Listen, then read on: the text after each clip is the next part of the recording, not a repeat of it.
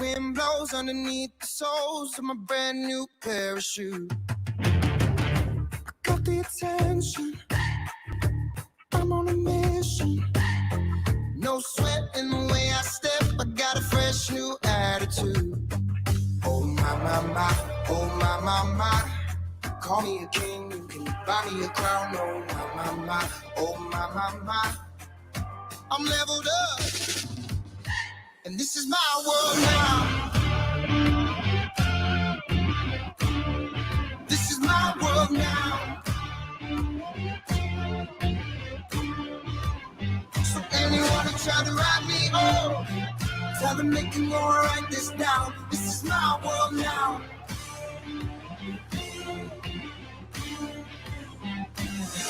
New look, got the ladies shook.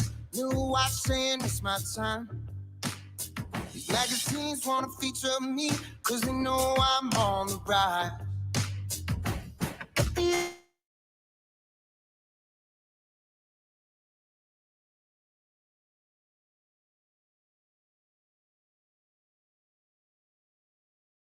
Welcome back. Sorry, my mic was off for a second there.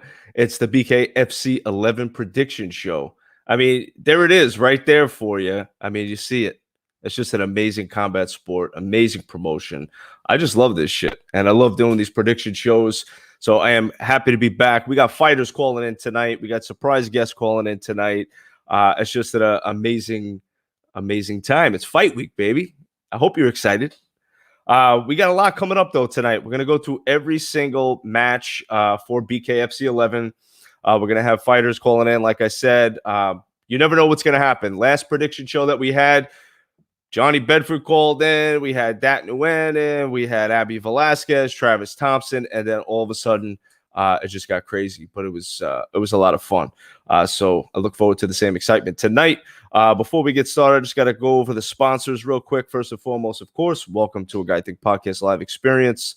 Also, please do me a favor. Follow me at A Guy Think Podcast all over social media and also the website, guythinkpodcast.com. Most importantly, subscribe. That helps me grow the show. Also, shout out to sponsors, Hemp Boca, for all your hemp needs. Hit them up. CBD oil, amazing stuff. Massage oil, that's like the big stuff. So if you're into fitness and fighting, and this is like the best stuff for muscle relaxation and post-workout, this is the way to go, hempboca.com. And also Deck Masters of South Florida. All your deck needs, got a pool in the back, want to make it look fancy and nice with a deck around it. They're your people in the South Florida area. Also, my boy Frank Cristiano closes loans in 7 days, 561-504-1278. And of course, my newest sponsor exclusively, Bare Knuckle Freak. This is going to be some exciting stuff, strictly bare knuckle news. There's a lot of surprises coming up with this thing. This is just like the birth of it, but it's going to be really cool. So please follow at Bare Knuckle Freak. You get to see all exclusive stuff right there. But without further ado, I mean, I want to get this party started. We got Chop. What's up, Chop? Chop's already in. What's going on, buddy? Hope to see you soon in a BKFC ring, man. When's that going to happen, man? I'm curious. I want to see it. But I want to get the show started. So I want to kick it off right away. Let's get into some fights, man. That's the most important thing, is the fight scene. So we got this first match coming up that I wanted to talk about. This one is with Jacob Aiken and Miles McDonald. So with this one here, I got my notes with me, man, because, it's got to do it. But I think this is going to be the preliminary match. I'm not sure. I don't have the official card. I have all the fights, but I'm going to just kind of wing it a little bit. But I'm thinking this is going to be the prelim match. But correct me if I'm wrong, if anybody's out there knows. But yeah, so I got some footage here that I wanted to pull up on some of the fighters here. And, you guys tell me what you think here. But, Jacob Aiken has got experience, 19 pro fights. He's more of a submission guy. And there's nothing wrong with that. But in the bare knuckle ring, what are you going to do? This is stand-up. This is some serious stuff here. But we're gonna take a quick peek at it, as you can see here. So yeah, he's got some speed. I did notice that. I also noticed he never won by knockout, from at least the research that I've done on Mr. Jacob Aiken himself. Aiken is in the black trunks there. So Yeah, man. I mean, that doesn't really mean much. I mean, if you haven't had a knockout in MMA, now you got no padding. We're going bare knuckle. We're going straight up. So, um, anything could happen. As long as you got that punch of power in the right place at the right time, you got that speed, anything could happen without padding on. But that this is Mr. Jacob Aiken himself. So I'm looking forward to seeing this match because I'm always looking forward to seeing some local boys go at it. Some guys that are trying to make a name for themselves or trying to recreate themselves. I think Bare Knuckle Fighting Championship's a great promotion for that. For a lot of guys that want to reinvent themselves or try something new. I think it's really exciting. Especially on this level. Bare Knuckle Fighting Championship, honestly, it has become a very, very popular promotion. I interview a lot of guys. I was just talking to Stitch Duran a couple of weeks ago at BKFC 10 in Fort Lauderdale, Florida, and he had nothing but great things to say. And this is a guy that's been around forever, MMA, boxing, and he's just a true pro. So for him to have these words of affirmation for David Feldman and for BKFC, it says a lot right there. But it's very important. Chop chop. Nobody wants to fight you. Damn. I think we got to find somebody. Anybody in the chat want to fight Chop Chop? I want to know if anybody in the chat wants to fight him. Let's see. Maybe we get a fight in the chat. If we start booking fights through this podcast, we're talking some serious shit here, Chop Chop. Adam, what's up, man? How we doing? Philly in the house. Good stuff, man. Represent. Thanks for tuning in, guys. Yeah, man. So I'm excited. What do you guys think? I mean, BKFC, what do you guys think in the chat of how this promotion is going so far? I'd like to get your thoughts on it because I'm really curious. I mean, I know how I feel about it. Absolutely love it. But how do you guys feel about it? Chop 135. Okay. Now, Chop, would you go up a little bit to try to get in Johnny Bedford's division? I think he's fighting at 145, if I'm not mistaken. I know Jason Knight's in that area too. That'd be some pretty good blowouts right there. Chop thinks it's great. Yep, absolutely. Miles McDonald, let's talk about him for a second. You know what? I was trying to find some footage on this dude. Anybody got footage on him? I was trying to find some, but I really couldn't find anything on him. Not much, at least, from what I was looking at. But let me see if I can find anything here. But Miles, he's got 5 pro MMA fights under his belt, 3-2. He's coming off a win back in June at WFC, that Walkout Fighting Championship. And that's at Kansas. So he's a local guy too. But last fight was won by punching, no knockouts. But I don't know. I don't know what to expect. New fighter. It's hard to tell. I think this is his first BKFC appearance, at least bare knuckle wise. I believe so. He's got 1 fight in Bellator also. So yeah, who knows? I don't know. I don't know about that one. We'll have to wait and see, man. Anything can happen in that bare knuckle ring, so it really doesn't matter. What's up, Marco? Welcome to the pod. So yeah, man, craziness. I'll tell you a little bit about my experience at BKFC 10, just so you guys know, if you're curious or want to know what goes on behind the scenes. I had the privilege of having Ringside Media Pass, as you can see, to that event. It was absolutely amazing, man. I mean, for a young promotion, they're only on their 10th pay-per-view. They are moving quickly. They really, really have their shit together. I mean, watching, and if you watch from BKFC 1 till today, huge difference. I mean, sound quality is better, video quality is better. They're just constantly making improvements, and David Feldman's doing a great job. And that whole team is doing a great job. I mean, you get guys like behind the scenes, like Mark Goldsmith and Nate Shook. If you guys don't know who these people are, you should definitely want to know who they are, because they're definitely the main spokes in the wheel. Obviously David Feldman Jr., who I don't know personally, but from what I hear about him, great guy, hard worker. And then you go guys like Jeff Houston. Jeff Houston's the ring announcer for BKFC, and he's probably one of the best in the world. Jeff will tell you he is the best in the world because he's got that confidence, and I think it's great. We got fights are last a little longer. Marco, what do you mean by that? Please elaborate. Are you talking about bare knuckle fights lasting longer? Do you want them to last longer, or are you wishing they lasted longer?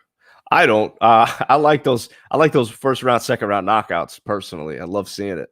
And that's the other cool thing about bare knuckle, man. You're getting, you're getting that kind of action. It's 90% knockout. It's very rare it's going to go to the cards. So that's one of the things I really enjoy about bare knuckle, especially BKFC. I think it's great. But let's roll right into the next match here.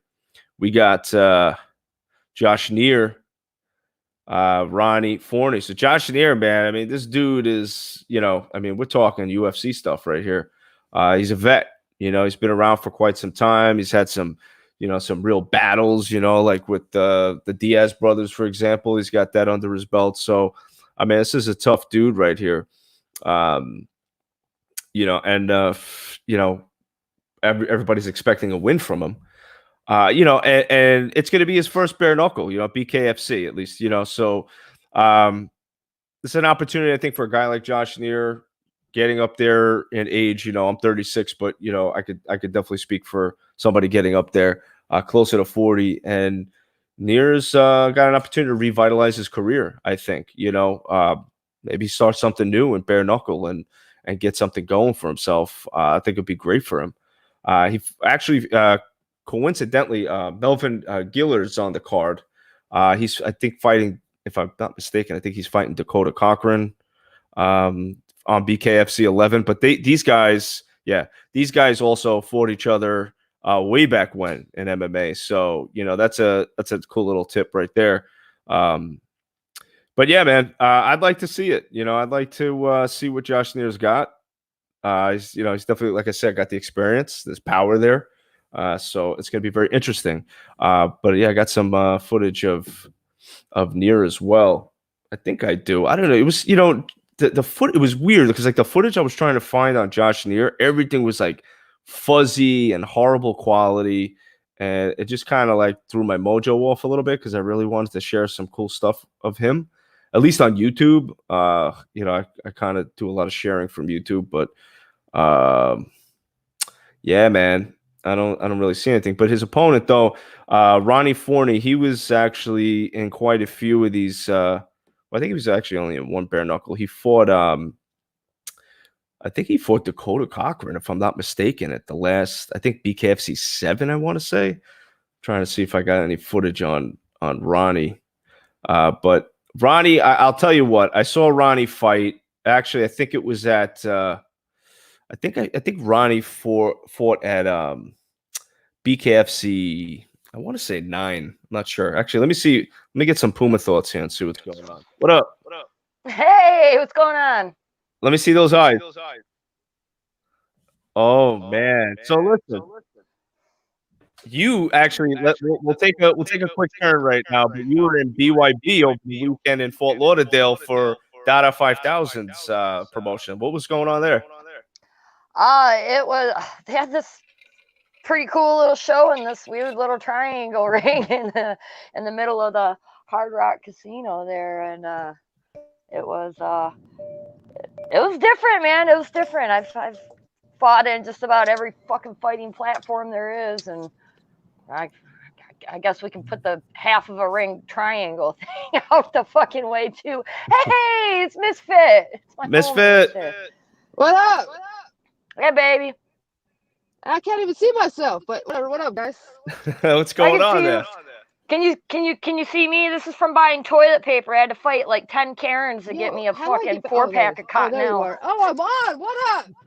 I see it now. What happened? I said I had to get some toilet paper from the store, man, and there was like the slew of Karens in there, and there wasn't any survivors, but I got my Cottonelle. Yeah, no, it's. I'm more of a butt wipe guy myself, so I try to stay away from the toilet paper. Nice. Yeah, it's insane. So, right Christine, now. thank you for popping in too. You got a big fight coming up. in my opinion, it's going to be the fight of the night. I'm really, really looking forward to this match because you guys had a knockdown, drag-out brawl the first time, and it was very close.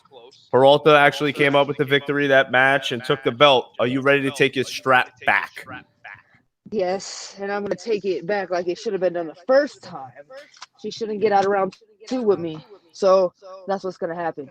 You know what I'm saying? If it goes 5, it goes 5, but I guarantee you it'll be a different fight. So I'm just saying tune in and watch me reign again. Oh, I can't wait to see it. I'm excited. I wish I was going to be there live for it, but I will be there in spirit watching from Florida. Man. And the sponsors, they didn't come through for me. That happens sometimes. It's okay. But I'm working on getting in Alabama. But more importantly, I cannot wait to see this fight. Personally, I really wanted you and Peralta to be the main event. That's just me as a fan talking. Everybody's saying that, and I'm just like, you know what? When we could pull in those numbers, that's when we're gonna be main event. Period. You know Well, I what think mean? after So this fight that I'm you not got hating. coming up, it's gonna be pretty big. I think it's gonna be. I think you guys are very evenly matched. I think that the first fight that you guys had, you put everything you had into it, and the fans see that. There's no question about it. Absolutely. You'll see how unevenly matched it really is this time. So what have you been doing differently, Christine? Training wise, leading up to this fight, giving you that confidence, like, hey, I'm gonna put her out quick. Oh, I'd made a lot of changes to my camp. My diet, everything's different. So I'm stronger. My hands are gonna break this time. I had both hands break in that fight, and I still beat the crap out of her. And I still won that fight with broken hands and a wrist. Wow. This time, that's not going to happen. I made sure that my hands, I was punching steel poles this time. I didn't condition my hands last time. I really didn't condition my hands at all. And my diet was really, really bad. It was like from when I fought Tiffany Van Soos, I fought at 115, and I stayed in like weight cut for since 2017. Like I was always eating chicken, turkey, fish, eggs, like nothing with strength behind it. And I stopped doing my kettlebells, and I stopped doing weights and stuff like that. And I got back to doing meat, and I pretty much ran my whole camp. So I'm not being told what to do. I know what to do inside square circle. I know what it takes, and I know how to fight. I've been in this game forever. I don't need to be taught how to fight. I don't need to be taught how to throw a punch.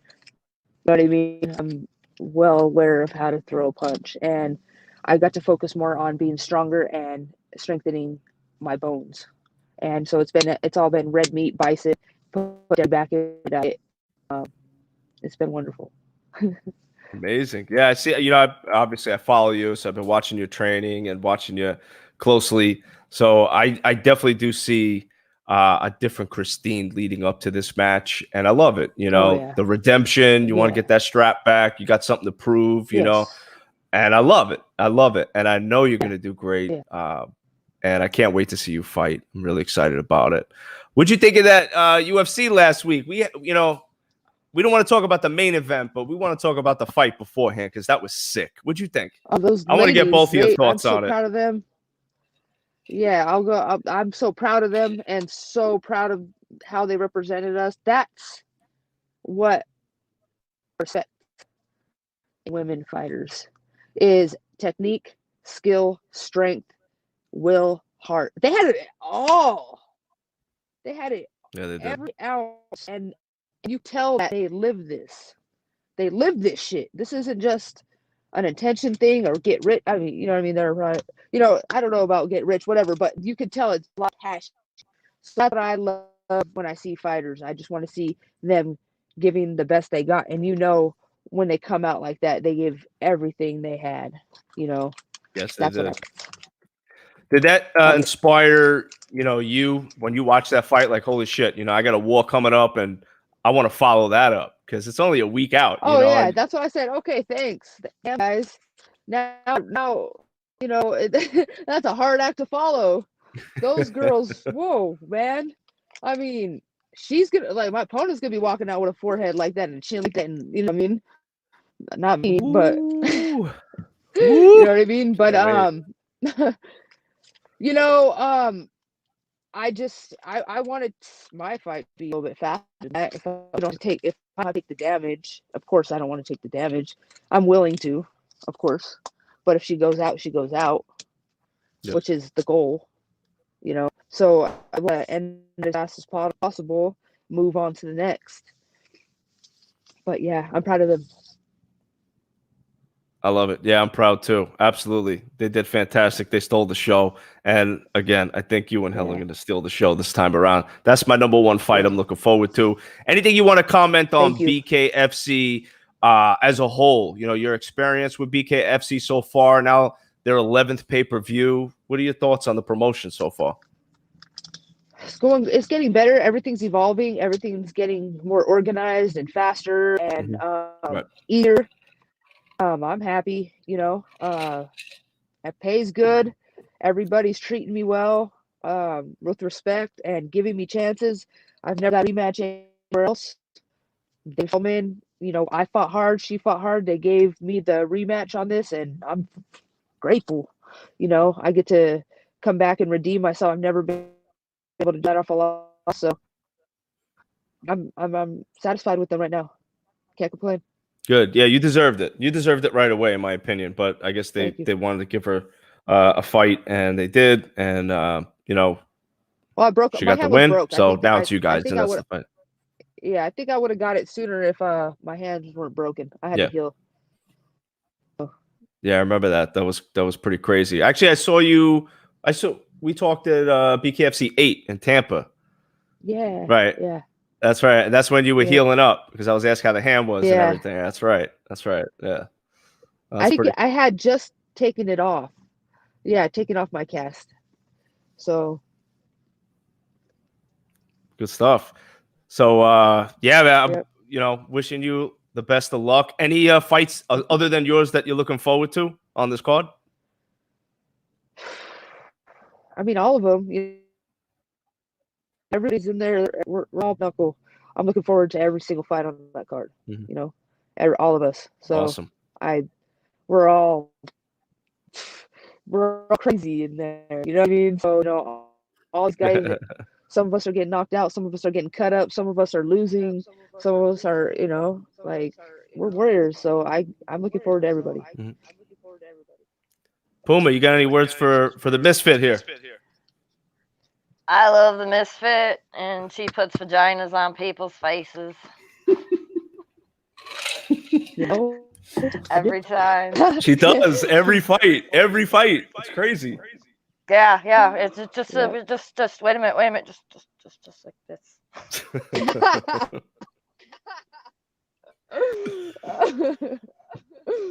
Much love. Much love, dog. Yeah. There, one thing is different. You know, I'm working on it. I got everybody freaking out over this coronavirus shit, thinking I'm gonna go die if I go anywhere near an airport, and everybody's being stupid with it. So I'm like arguing with family and everything right now. They're like, no, but you know, I should be there. I should be there.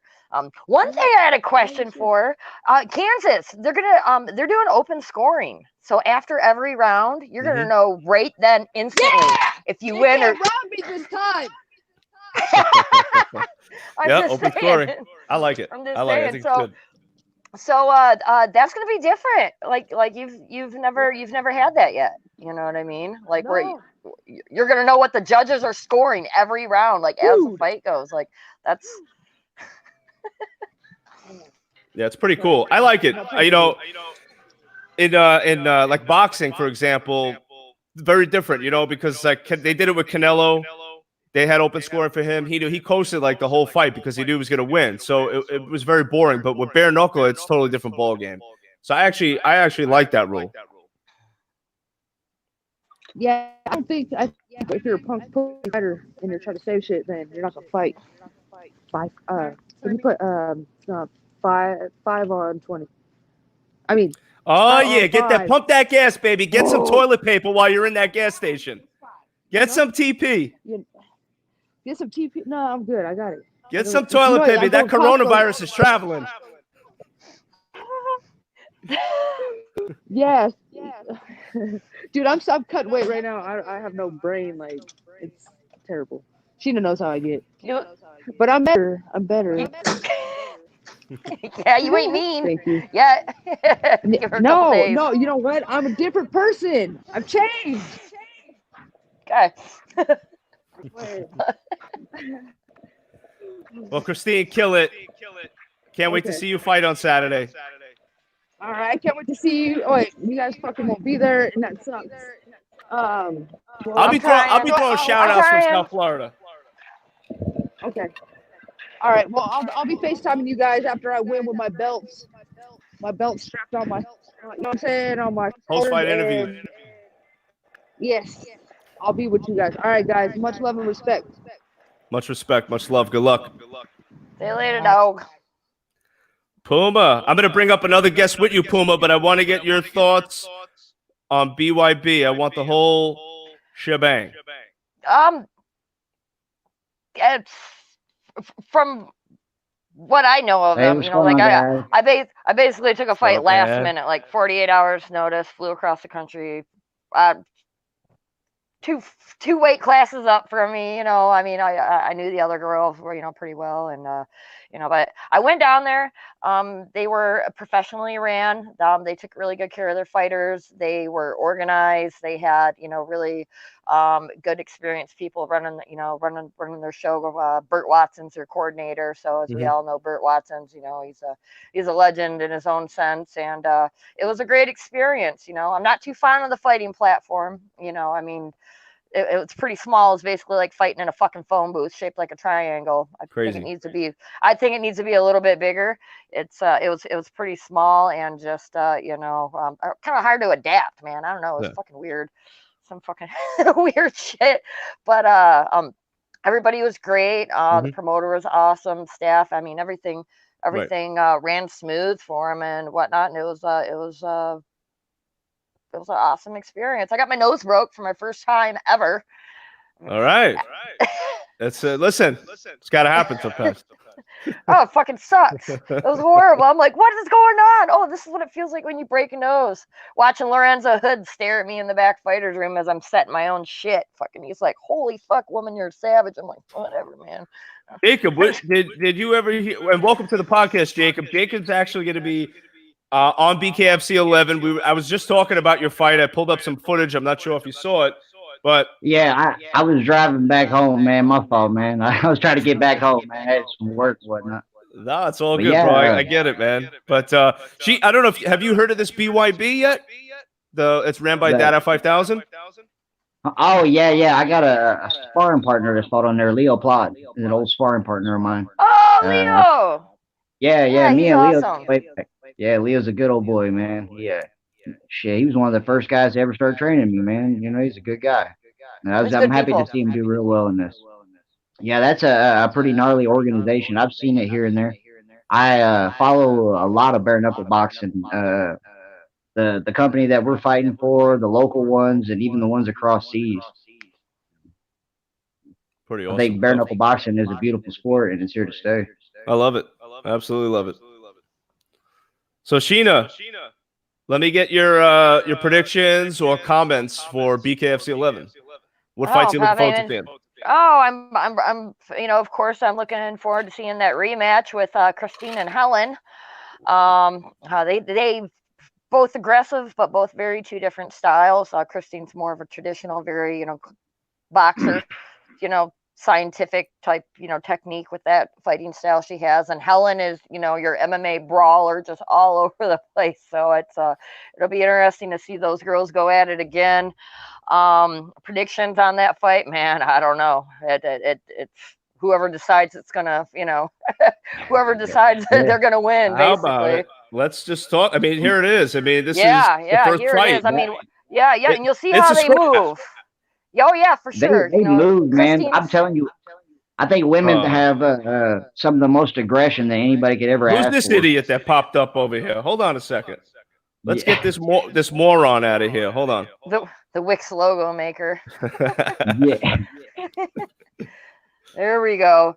You'll notice Christine, she's just, she stands a little bit more square, and Helen is just like, I mean, that the haymakers are just coming, man. And those girls will scrap. They will just throw down with each other the entire time. It was crazy. I was cut man for this fight right here, and it was inspiring to watch, and it was just great to watch. Both of these combatants just really be the definition of what bare knuckle fighting is. Yep. And in my opinion, no offense to any other women that do this, these two are the most competitive and the most fierce out of all of the organizations together, and I mean that's why it really makes sense for this rematch. And they had one of the best referees in the world, Joe Clancy. Oh, Bill Clancy. I'm sorry, Bill. Bill's here. Bill. We're trying to get Bill. Yeah, don't mind me. I got a lot of Bills and Joes in my family, but Bill's trying to get in. I'm trying to get him in. Bill, come on, get in. But yeah, these two were amazing. I mean, they put on the fight of the night. They really killed each other, and it was just an amazing title fight. So I think the second fight's going to be just as good or maybe better. Right. Well, this is for the bare knuckle championship itself. Okay, this isn't just for the Police Gazette. This is a champ fight right here. Mm-hmm. So this is I mean, there are a little bit more is on the line for this one, and I mean, no disappointment at all whatsoever. It's going with this, man. I'm really excited to see him go at it. I bet they had one of the best fights I've ever seen. Hands down. Hands down. And what I'm excited about seeing is I think this fight will be even better than the first one because they might be a little bit more comfortable with things. They might know who's going to do what, and I like to see what they're going to do to have the answers for that. Mm-hmm. All right. Absolutely. It'll be a good fight, man. I'm not big for. Another fight I'm looking forward is the Nico Hernandez and Chauncey. Yep. I know who Nico Hernandez is through the boxing scene, but I've never heard of the gentleman that he's fighting. He's from Chicago area. He's a MMA fighter. I've actually been his cutman on plenty of occasions. He's kind of where I'm from. Mm-hmm. Scrappy kid, lots of heart, and I really think with this fight, what it kind of reminds me of, knowing both of the fighters that are matched up, it's going to remind me of the Paulie Malignaggi versus Artem. It's gonna be your technical boxer versus your MMA fighter, and I really see that fight going to a decision. And based on what judges we got tonight, either one of those gentlemen can easily take it. Yeah, I think that Nico's got great hands, and I'm kind of eager to see what he's gonna do with the clinch. Yeah, Nico, I watched some of his fights. Very quick. Also, aside from being fast, though, his footwork's very good. He knows how to move around the ring. He's only 24 years old, but he's got some good poison there. So, and he's got power too. I've seen him knock somebody out. Yeah, for being a little guy, I never understood why people say little guys don't have power, because speed and accuracy creates power, and the little guys are some of the fastest. I mean, I understand about body mass, but man, to say that little guys don't have power, that's a foolish statement. In a sport like bare knuckle fighting, I mean, speed is power. Speed is what I mean, especially with 2-minute rounds. I mean, your speed's going to be everything. Yeah, absolutely. I think that it's going to be a great fight, man. I'm looking forward to seeing him, bro. There's a few fights on this card I'm looking forward to, like Carrillo, all your local boys. I've followed a lot of these guys over the years, and I think they're just great fighters. I was excited to hear about Joe Wilkes getting on the card. And because I came up on the scene with a lot of these guys and seen them all. My fault. I'm trying to angle this, but you look like a movie star. Don't worry about it. A lot of these guys. Nah, I know the angle on my camera is messed up a little bit. Yeah, got a little phone. Me too. I just hold mine on my knee. Works pretty good. Maybe that'd be a good one. Yeah. I've done a lot of stuff. We was talking. I heard you talking a little bit about my MMA record and things like that. Right. I like to give a little bit more light on myself. I've got a lot of boxing and a lot of kickboxing experience as well. I've done I'm 3-0 in kickboxing, and I've finished all my fights. Or in boxing, I think I'm 2-5 and 3 draws, man. I mean, I always give people what they want, man. I've got a Mhm. couple finishes on my record or whatnot, but I've done a lot of a lot of grappling and whatnot over the years too. I've got about 50 grappling matches. Oh, wonderful. So I feel like I'll have a good advantage over the guy I'm fighting because I know how to box at a high level and I know how to clinch at a high level. Mhm. So I really believe that I'm going to be a world champion soon. I'm not fucking around, man. Good, good. That's the attitude to have for sure. I love it. Puma, I Yeah. just want to say thank you for joining the podcast. I'm going to let Mr. Joe Wilk on since we've been talking about him. Awesome. Yeah. The nose. Thank you, Sheena. Yeah, I'll talk to you guys later. Bye. Yeah, good. There he is. Hold on, Mr. Wilk. Let me get your mic on. There we go. What's up, Joe? What's going on? What up, Aiken? How you doing, man? Oh, I can't call it, man. How you doing, buddy? Ready to go, man. A little bit hungry, a little bit ready to whip some ass. Yeah, you Yeah, got a man, big I fight bet. coming up, Joe. Bare knuckle. Big one coming up for you. What's going on in your head coming up to, leading up to this fight? Man, it's not in my head. It's what's going on in my pants, bro. Like, I got the phone, and I just felt something start moving in my pants. I knew it was a good opportunity. And, anything nowadays, man, I've got 50 fights, been in the game for a long time. So Yeah. something makes my pants tickle, and I jump. I love it, man. You never know what's good. If it starts moving in your trousers, it's a good sign. Hey. For sure. So, Joe, you fought in Bellator. You got a solid MMA record. You've been around for quite some time. You got the experience, obviously. What now? Is this going to be your first bare knuckle fight? My first sanctioned bare knuckle fight in a ring. Yes. I've maybe been in 2 bare knuckle fights in my day, but yeah, this is the first sanctioned bare knuckle fight. I'm really excited about it, man. And I know it's gonna be different. I think it's gonna be really easy to get emotional out there. Remember what it feels like, the difference between the sting of a bare fist and a covered hand. It definitely is different, but man, I'll fight any rules against anybody. I don't really give a damn. I love it. I love it. What are your thoughts on your opponent? I think he looks like he's got a sharp face. Like, to be honest, like I keep looking at it, I'm like, man, that might kind of hurt to hit. But I know LJ just from the fight scene. He's a good kid. I got no problem with him outside of those 10 minutes. But I've got a funny way of looking at things. Like, we're not talking a bunch of trash or anything like that for this fight, but the bottom line is that when somebody signs a legal document to agree to fight you, that's them telling the world that they think they can whip your ass. Right. So it doesn't have to be a lot of shit talking for every fight. I think there's an amount of disrespect in just agreeing to fight somebody, and then we get to go hash that out. We got 5 2-minute rounds to see who can make the other one bleed more, and I'm definitely ready to put it on the line. I cannot wait to see it, man. I watched both footage of you guys fighting, and I'm always curious to see how it's going to transition into a professional bare knuckle match. Because you never know what's going to go on in that ring. It's a different shaped ring, obviously, but more importantly, we're getting hit with bare knuckle. And everything goes out the door when you get in that ring and it's bare knuckle and you're getting hit. So I'm always curious to see how guys transition over to bare knuckle. What's your strategy, Joe? Is there anything that you're going to change in your game? Anything different? Anything at all? Yeah, for sure, man. I have the most sophisticated fucking game plan of all time. Check this out. They're going to say fight. I'm going to find the guy without his shirt, and I'm going to try to drive my knuckles through the back of his fucking head. I love it.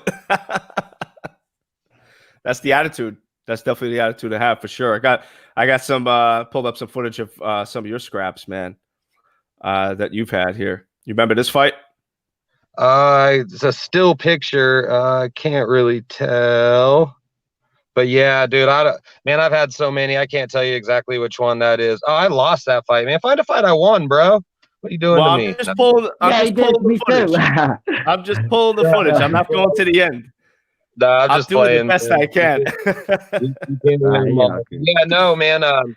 Yeah, that was that was interesting fights. The Victory Fighting Championship was a square cage. I really love that about really forced the action because there were corners. We don't have that in the bare knuckle ring. But the big thing is this, man, with the short rounds, the lack of gloves, the toe in the line, bro. Like even in Yeah. sparring, like when I traveled to other gyms and with some of the guys that are fighting, and we'd start our sparring sessions like that. That's pretty intense. It's a little bit different across that touch hands and do all that, man. Like toe in the line, I think is one of the really interesting things about this sport that gets me excited. The lack of gear, and it's my first fight without gloves and my first fight with shoes. So that's interesting. It's like a wardrobe switch.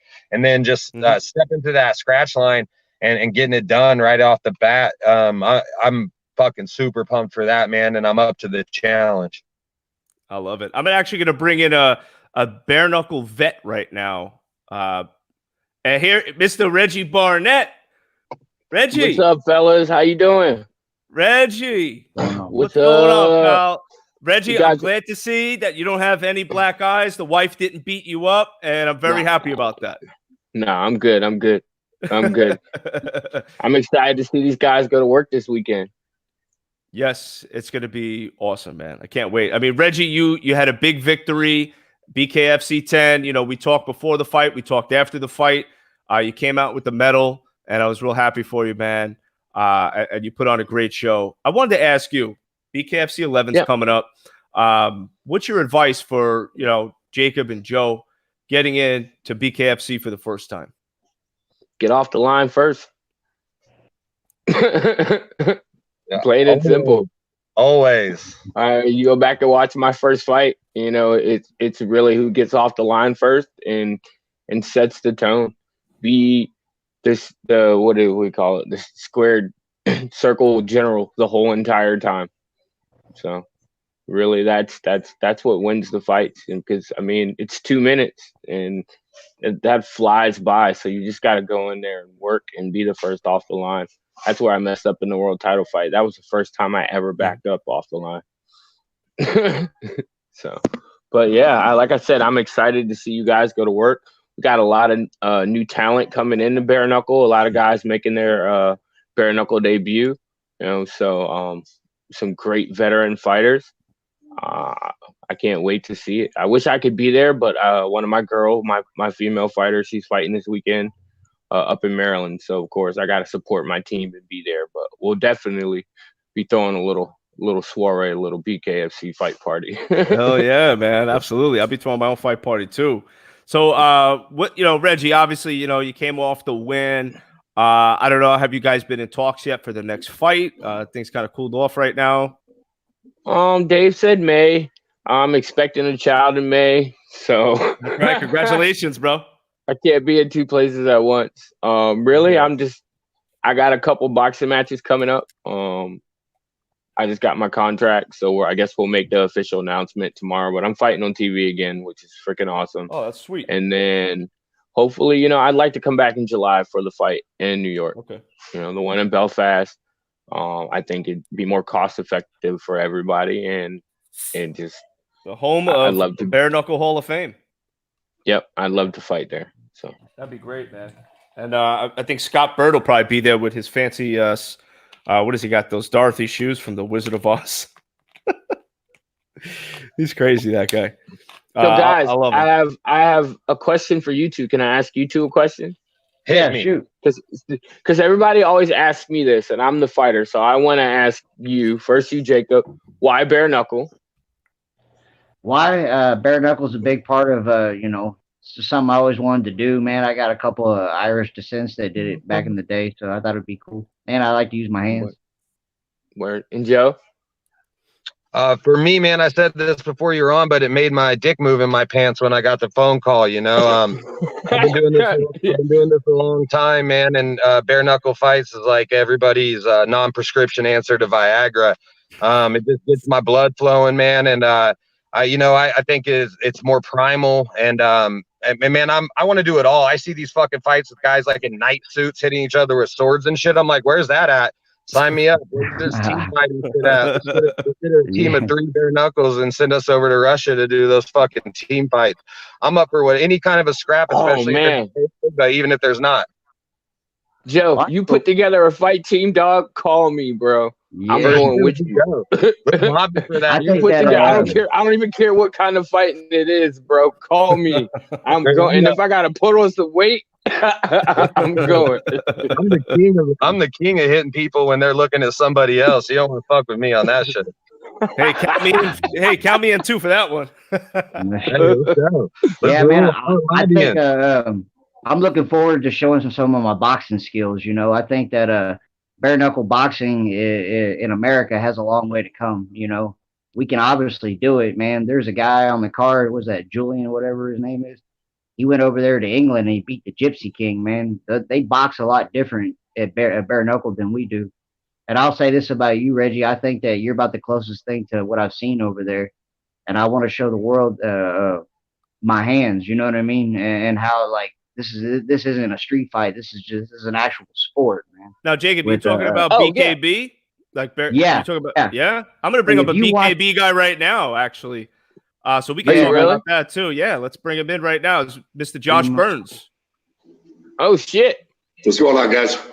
What up? Welcome to the podcast, Josh. Thanks for joining. No doubt. How you doing, Josh? Good, guys. So, obviously we're having the conversation. Josh is over there grubbing. Gotta eat, bro. Gotta eat. Gotta eat, man. I'm sorry, man. Put some power behind those punches, baby. Right. So, we're talking. BKB came out, so I said, why not? Let's bring the man himself in. So, Josh, what's it for you? You know, switching over from BKB to BK, FC. Obviously, a little different over there. They do wear some wraps on the hands. So, what are you seeing that's going to be a big difference for you moving on over? Well, to be honest with you, I just think that one, I like the fact that it's governed by a commission, by a governing body over there. They're good guys, but it's kind of the Wild West. They do what they want to do. They change rules as they want to do it. And this BKFC, Dave and I have been friends for a while before this even started, before you actually got the shows going. And it just happened to kind of drag out a little bit. That's why I went to BKB.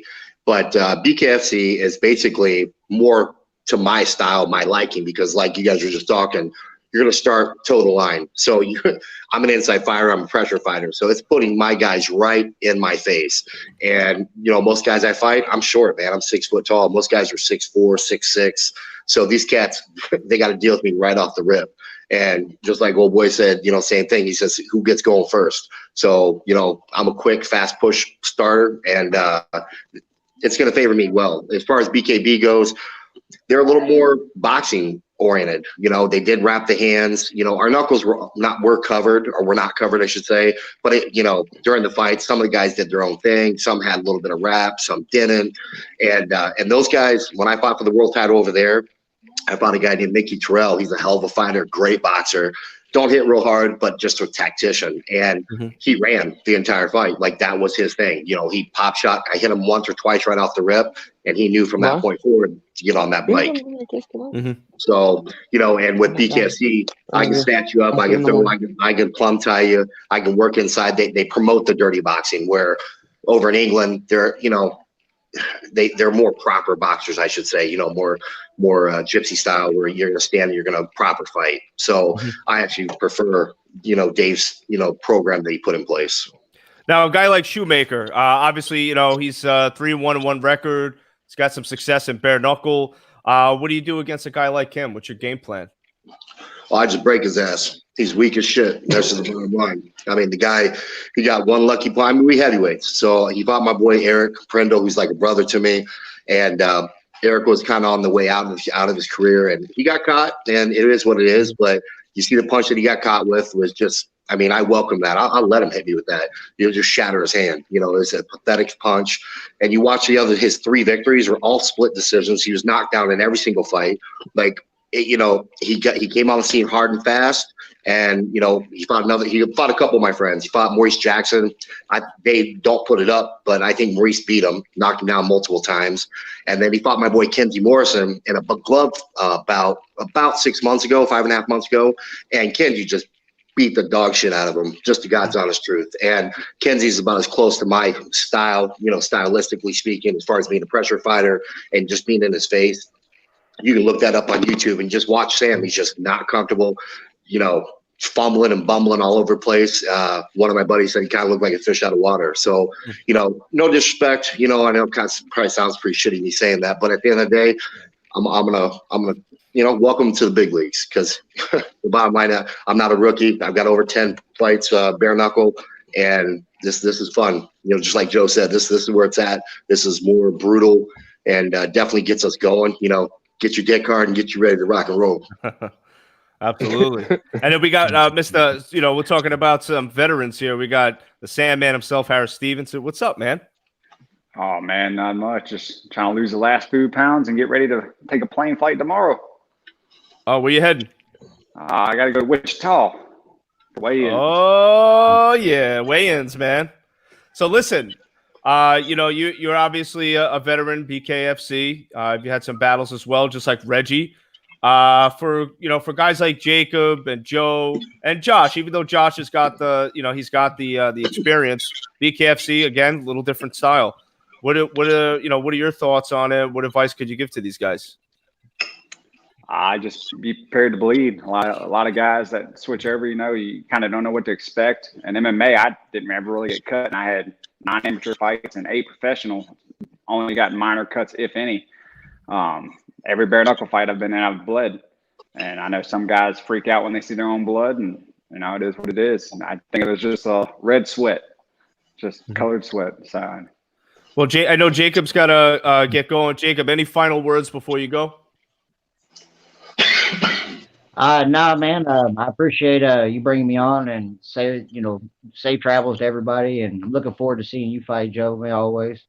You guys have a blessed night, man. I'll see y'all later. Okay. All right, bro. Hey, best of luck to you this weekend, man.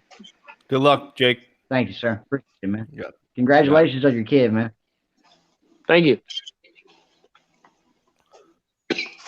Awesome stuff. So, yeah, guys. So Sandman, let's talk about it. You've had some fights. What was the best experience for you being in a BKFC ring? Man, honestly, just the adrenaline rush, doing something new, doing something a little bit crazy. I get off on it, man. I'm an adrenaline junkie. It's I've done MMA since 2007, so just doing something new really got me pumped to get back in the gym again. I've really kicked up my training, kicked up my style. I was a ground guy mainly in MMA. Now I'm picking up my stand up. I'm going to boxing gyms and hanging with the pro boxers, changing my whole game around. I love it, man. Now you looking to make a career at a bare knuckle? Absolutely. I'm gonna jump out of both, man. I was supposed to fight week before last, and an MMA fight that fell through. The guy ended up getting in some trouble and didn't make the plane flight from Texas over here. So I got a short notice call to step up against Dave Rickles this weekend. So I was like, hell yeah, let's sign the contract. Love it. So, was that a last minute thing? Yeah. I found out that they were looking for somebody a little over 2 weeks ago, but they wouldn't tell me who the opponent was because they didn't know if I was going to fight or not in MMA. They pretty much said, hey, look, if you don't get hurt, if you're not on medical suspension, we may get you to turn back around and come fight in Wichita. I was like, hell yeah, I'll definitely be all right coming. So count me in. I'm a little confused. I thought you're going to fight Rickles. Right. And I thought Rickles was fighting in Alabama. I'm a little confused. No, Rickles is fighting this weekend in Wichita because he's from Kansas. Oh, perfect. He's from like Darby, Kansas. Okay, great. Somewhere up there.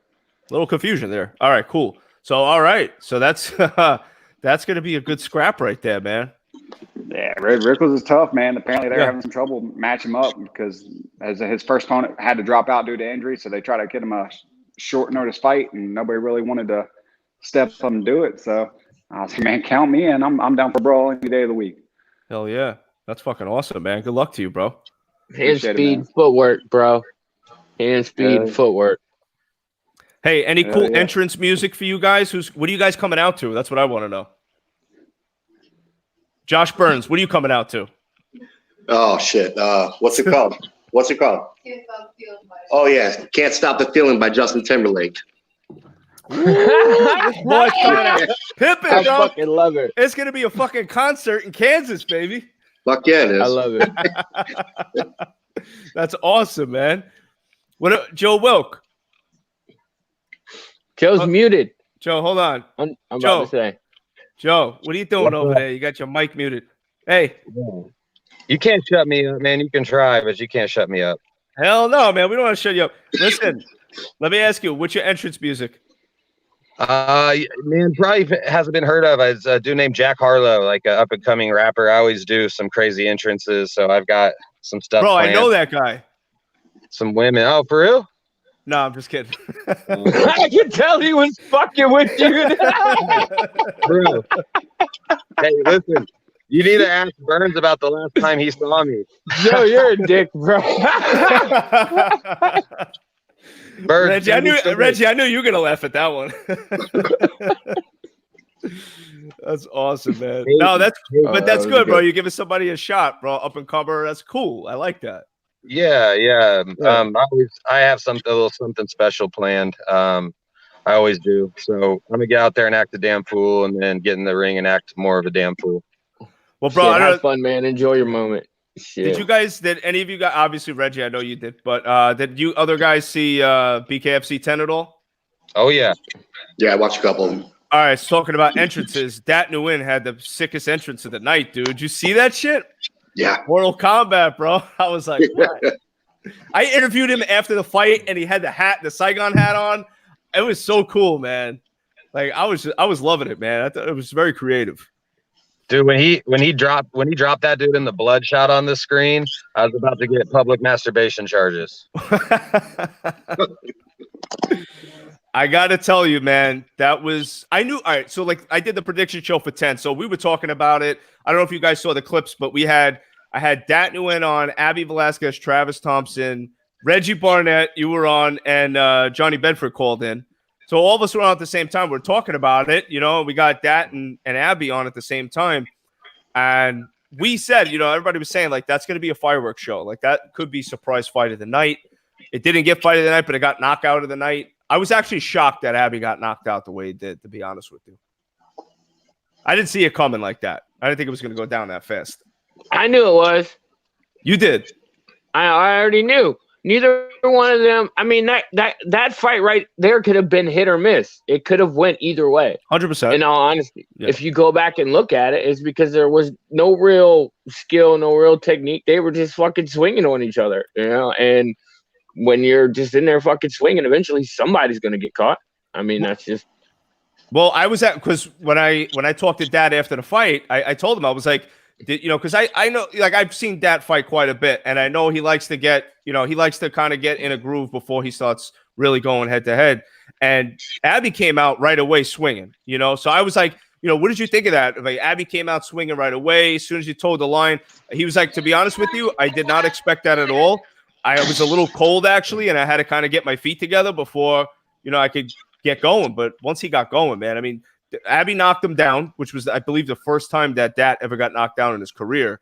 And then Dat followed up with a knockdown. And then, obviously we know how the fight ended. Splash all over the camera. It was pretty fucking sick, though. I loved it. That's what I'm saying. Just the way they were fighting, the brawling, either one of them could have got slumped at any moment. Yeah. But that's what the fans love to see, and that's what bare knuckle is sometimes. It is, either you have these hell of whirlwind fights where you have these brutal drag out. Yeah. Me and Silva, let's get it. Yo, I gotta put on like 40 pounds, but I'm down. Hey, apparently he's supposed to be fighting in BKFC, man. That's what I heard. That's going around the rumor mill. I like to see it. Him and Vitor Belfort, bro. I like to see that. Bare knuckle. Let's throw it back. Wait, say that again. I'm sorry, my manager was messaging me.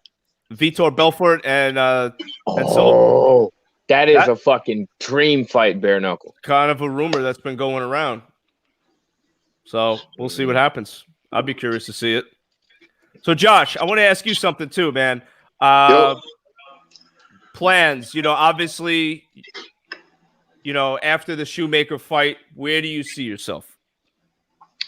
Well, to be honest with you, I was going to come over after I had the title from the UK. Now, seeing a lot of people don't understand is the UK's got 2 titles. They got the British Commonwealth title, and then they have the world title. Okay. Mark Godbeer won their British Commonwealth title, and Mark and I both kind of went out on more sour notes with BKB at the end. Mark and I were supposed to both fight. So Mark went to Valor. I was going to go to Valor to their second show, but obviously we all know what happened there. So, obviously at the time, Dave and I, we were in contact. So, and Dave just goes, let's come on, bring it on. He goes, do you have any problem fighting anybody? I'm like, nah, because in about 6 months, I want to make sure I'm in title contention. And now we got Mark fighting Joey. Was it next month or whatever? Alabama and Birmingham. Mm-hmm. Yeah, so they're going to fight. So realistically, I mean, if I can walk through, Shoemaker and smoke him pretty quick and in impressive fashion, I would say that would put me up there. I've got the most fights out of anybody, even in this league, period, in bare knuckle, modern day bare knuckle fights. So I would assume that it would at least put me up there, at least in title contention, maybe one more, and then get a fight. So I think Mark probably edges out Joey, and then Mark and I, we're friends, but at the end of the day, business, and that'd be a hell of a fight because we're both pressure fighters. Neither one of us back off. We both throw bombs, and I'm pretty sure it's not going to go the distance. Wow. Yeah. I could see it. I could see, the winner of you and Shoemaker moving on to a title fight. I think it only makes sense. And there's one other guy in the heavyweight division right now, I believe, that's really looming in the rafters, where I think if he gets one more win, I think they might be talking title fight for this guy, in my opinion, but it's going to be Gustavo Trujillo, because that dude, man, he really came on the scene like pretty strong. Last 2 fights, 2-0 BKFC, very fast knockouts. I think he ended Lorenzo Hunt in just over a minute, which shocked the shit out of me. But did they fight at heavyweight or did they fight at light heavyweight? They fought at light heavyweight. Was it? They fought at light heavyweight. Because Lorenzo was somebody I've always tried to learn. We have a story to go back from Bellator days, but Lorenzo, I've always wanted to fight Lorenzo, and he dropped to a lower weight class. So I'm pretty sure he wasn't fighting in the heavyweight at BKFC. But I mean, regardless, the cat that knocked him out, I mean, he's a stud. So he definitely brings the fight. And anybody, I'm telling you right now, anybody 200 and up, they're going to be game, because bare knuckle, as everybody here knows, I mean, you get hit in the face, MMA gloves, boxing gloves, you don't feel it. But right off the rip, when you fight bare knuckle, the very first jab, the very first flick that you get, you feel it, no matter what the endorphins, no matter what the adrenaline, and then it's a gut check. This is a heart sport. So the guys that thrive in this sport, the guys that have heart, and they have the courage to keep going. They have the willpower. Mm-hmm. I mean, I was in London. I watched them bring over some top tier names, and they only did it for about a year. But every time these guys came over, I mean, UFC vets, and these guys would just get cracked and they're done. Within 2 minutes would be done. They're just like, hell no, this ain't worth it. The money, screw the money, ain't worth it. I'm done. Mm-hmm. So here, and that's what I like about Dave, is Dave allows the fights to continue. You get a little cut, you get a little blood. Shit, that's expected, man. This is bare knuckle. Right. You're supposed to be bloody. So unless it's truly impeding my vision or my breathing or my health, you ain't stopping the fucking fight. And when I was in Europe, happened to be in the world title. Like I said, I got a guy outmoved me a little bit, but I was coming on in the third and the fourth, and I had my septum ripped. He ripped my septum off, but I wasn't stopping. It didn't prevent me from breathing, and I was coming on. But of course, they're like, "Oh no, you can't fight me. It's too bloody." Like, what the fuck? Like that's what this whole sport's about. But so the one thing I like about BKFC is they're gonna let you fight. I mean, it's superficial cuts. It is what it is. So unless I'm asleep, let me fight. And I like that. So it. But anyways, it definitely gonna favor, in my opinion, this whole style and this whole organization and promotions is catered to my style, which is a pressure fighter. So So Harris, before I know you got to get going, but before you go, any words that you want to share for your opponent for the for BKFC 11? Any other fights that you're interested in seeing? Go for it. Man, I just, I like watching all the fights. Unfortunately, on this card, I think I went pretty late, so I'm not going to watch a lot of. Man, because Rickles is such a big name, his hometown boy, it is what it is. Looking to come do the upset. I'm gonna fight him the same way as I fight everybody else. Come in, swing, and try to move and not get hit and cut up first. Because pretty much whoever gets cut up first starts with a disadvantage, because then it starts hindering your vision, and then start getting slippery, start trying to fight, being able to see through one eye and everything else. I mean, it's a pain in the ass. Yep. So. Well, I wish you the best of luck, man, and I'm definitely going to be looking forward to watching that fight. I always enjoy watching you fight, man. You got some really good boxing skills, so I'm very excited about it, man. So, again, safe travels, and wish you the best of luck, bro. Appreciate you, man. I'll see y'all this weekend. Good luck, Harris. All right, brother. Appreciate it, guys. Later, bro. So I got another guest that I want to bring in, too. He was actually a part of the fight of the night at BKFC 10. He went up against Jim Ehlers, Mr. Lionheart himself, Caleb Harris. Caleb. What's up, everybody? What up, dog? Yo. Also, knockout of the year winner in 2019, man. Everybody saw his knockout. Josh, you saw his knockout? Yeah, I did. It was sick. Fucking sick. Yeah, it was. Appreciate that, man. Yeah, I'm kind of glad Harris is off now. He might call the cops and tell them to write me a ticket, because I'm kind of talking to y'all while driving. So if I keep looking away from the camera, that's why. That's right, bro. He's a cop. I told everybody that was the funniest thing about my first bare knuckle fight ever. My first time fighting with bare hands, and I get to punch a cop in the face. I was like, I love the police officers. I was like, I just find that so funny, though. What up, Caleb? What's up, guys? Hey, Joe Wilk. I know you got to get going too, man. Any final words for you, brother? You're awesome, by the way. Joe, you're fucking awesome, man. You're a good interview, man. We're going to do a one-on-one, man. Yeah, dude, anytime, man. Yeah, man, thanks for having me on. I'm really excited to put it on. And, bottom line is I'm going to fucking try to put my knuckles through this dude's head and then get drunk and try to take something to the hotel. So we'll see you guys all. Yeah. Joe, me and you got to hang out, dog. You're my kind of guy, man. Burns. I'm telling you, get that man.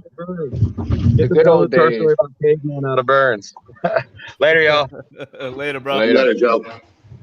So, hey, Josh Burns. Yo. So I want to pull this up. This is just some footage that I found on you, but I want to get, you did a really good job of explaining, the differences between BKB, and obviously the rules here at BKFC. But I wanted to pull up some footage because, it just makes things more fun. That's what I got. But so, do you remember this fight here? Yeah, I'm looking. Okay. Oh, yeah, that's with Tony Johnson. Yes, exactly. Yeah, we didn't even get the fight. About 30 seconds into the fight, slipped to the right. His thumbnail clipped the top of my head. You can see it in the fight. And first round we both exchanged even amount of punches. And that, like I said, ringside they were like, "Oh no, it's done. So it wasn't even bleeding that bad. So yeah, that was one of the things I wanted to touch on because we talked about that, the blood, and the way they're quick to stop things over there as compared to here. Yeah. So yeah, man, I just kind of wanted to bring that point out too, to explain the differences, because a lot of people are under the impression it's bare knuckle.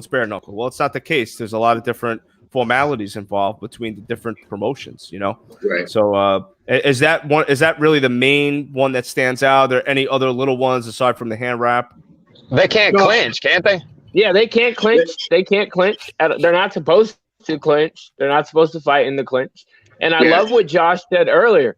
Theirs is more of the European style, excuse my language, good old boy gypsy fighting, where we're going to shoot the fair one, and it's going to be fair. We're not, gonna do any dirty tactics. There is no dirty boxing. There's no grabbing behind the head or hooking the arm and slinging them and hitting them.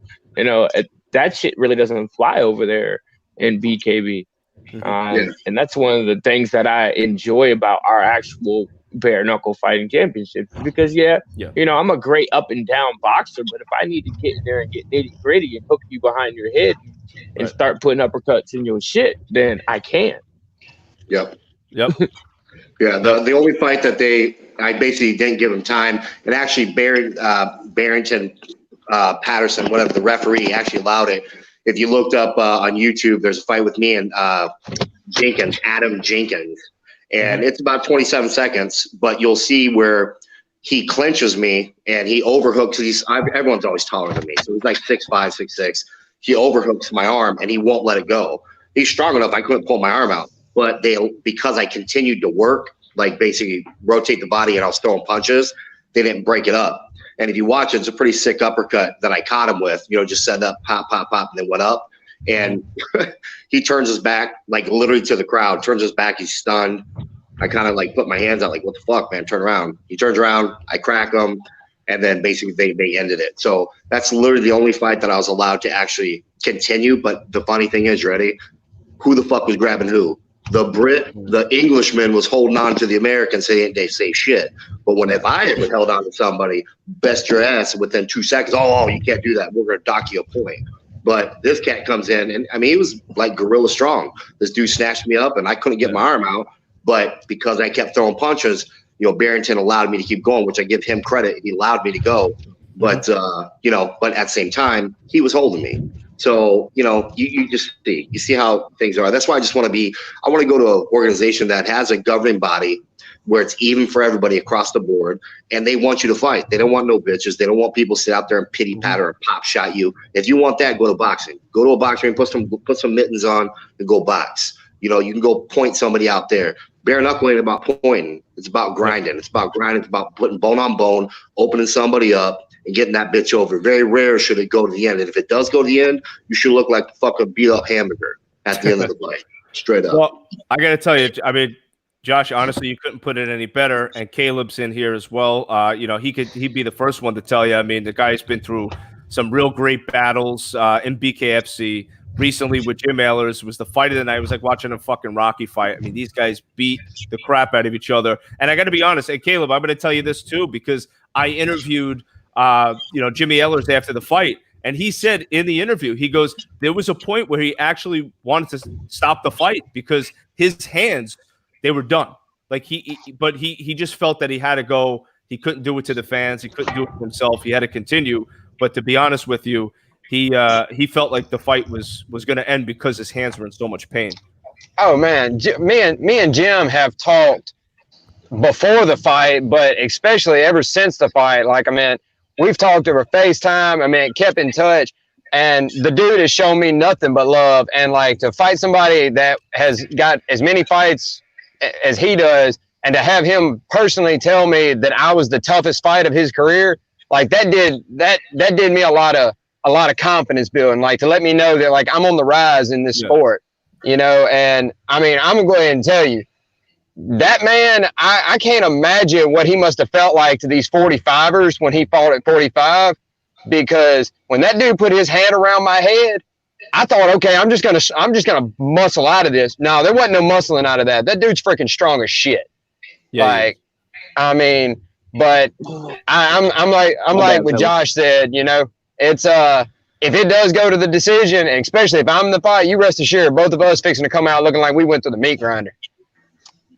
Yeah, man, it was unbelievable, man. And I'm glad we're getting to talk now, because me and you spoke before the fight, but we didn't get a chance to talk to each other after the fight. But man, I had two things on my mind after that fight, and that was pizza and alcohol. Yeah, pizza and was that Mountain Dew and Johnny Walker?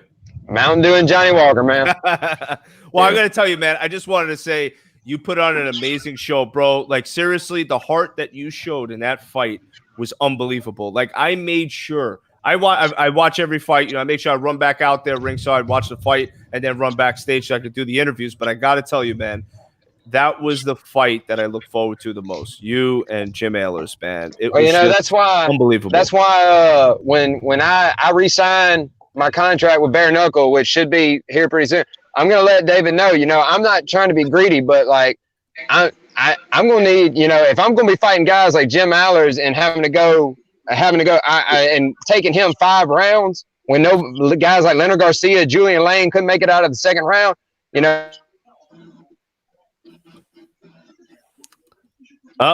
We're losing Caleb. I hope he didn't get pulled over by the Sandman. Right? They fixing to have to pay. Y'all stupid. Hey, Joe, right, I got to guys. get going, man. I got to get going. I got an early flight in the morning, man. So all right, Josh, appreciate you. safe flight, bro. Reggie, I love you, man. And Of course. Thank you for just having me pop on. What's anytime. up? What up, Jeff? What's going on, baby, man? Look at who we got in here. We got the Hammer. We got Lionheart. We got easy, educated hands. Joe, you're the only motherfucker that doesn't have a nickname, so I'm going to call you Jabberwocky Joe. Woo! I'll take it. Yeah, I'm glad I caught that before I got off. You too. guys be safe. Josh, good luck to you this weekend. Appreciate Caleb, you. bro, keep grinding. Jeff, you have a blast. Do your thing this weekend as always. Joe, thank you so much for having me on. Pleasure, bro. I will be back in July. Awesome. Y'all stay tuned. Yes, you will. Yes, you will. All right, guys. Be good, man. Safe flight. Good luck, guys. Thanks. The greatest ring announcer on the planet, the one and only Jeff Houston. He is the best. He travels the globe. He's the man. And I just want to bring in Dakota Cochran, legendary MMA fighter with a great background, great record, bare knuckle fighter. Of course, he's been in the BKFC. Dakota, welcome to the podcast as well. What's up, guys? Hey, thanks for having me on. My What's going pleasure, on, man. bud? My pleasure. So, hey, Jeff, I see you're in your studio. Yep. So what's going on, man? What you been up to, bro? What haven't I been up to? Shit, I know. man. Shit. Just- Are you? Just got back from Kazakhstan, man. Did ACA 105 over there, and You didn't get the coronavirus. well, that's what I was about to say. I'm sweating a little bit, so it's probably in the incubation stages right now. So it's, I gotta wait it out. I still got 8 days before I show any symptoms, so I got to be careful about that. But yeah, man, had a badass time over there, and it was another great show over there at the Almaty Arena in Almaty, Kazakhstan. Back home for a few days, and now we're getting ready to get the shit tore up proper at BKFC 11 this weekend in Wichita, man. And Yes, sir. I can't wait for this one. I mean, just when you think it couldn't get any better, the cards continue to stack themselves upon one another. So it's all good, Jabberwocky Joe. All good. Hey, I appreciate that. And let me ask you, what are you wearing? What colors? I'm going to tell you something, man. You're like the little kid that stands by the stage and asks the magician, how do you do that trick? It's not happening, brother. I don't believe anything. I'm going to tell you something. Superman, Clark Kent doesn't take off the suit until it's time to be Superman. So fuck that. I love it, man. Dude, I'm so glad you called in, bro. Seriously, man. This is fucking great. So since we got Dakota on, let's talk about your fight. Returning to BKFC. Obviously, you were supposed to fight Joey Angelo. If my memory serves me correctly, he got hurt, so they, I guess, pushed back your. They couldn't get you an opponent for that event.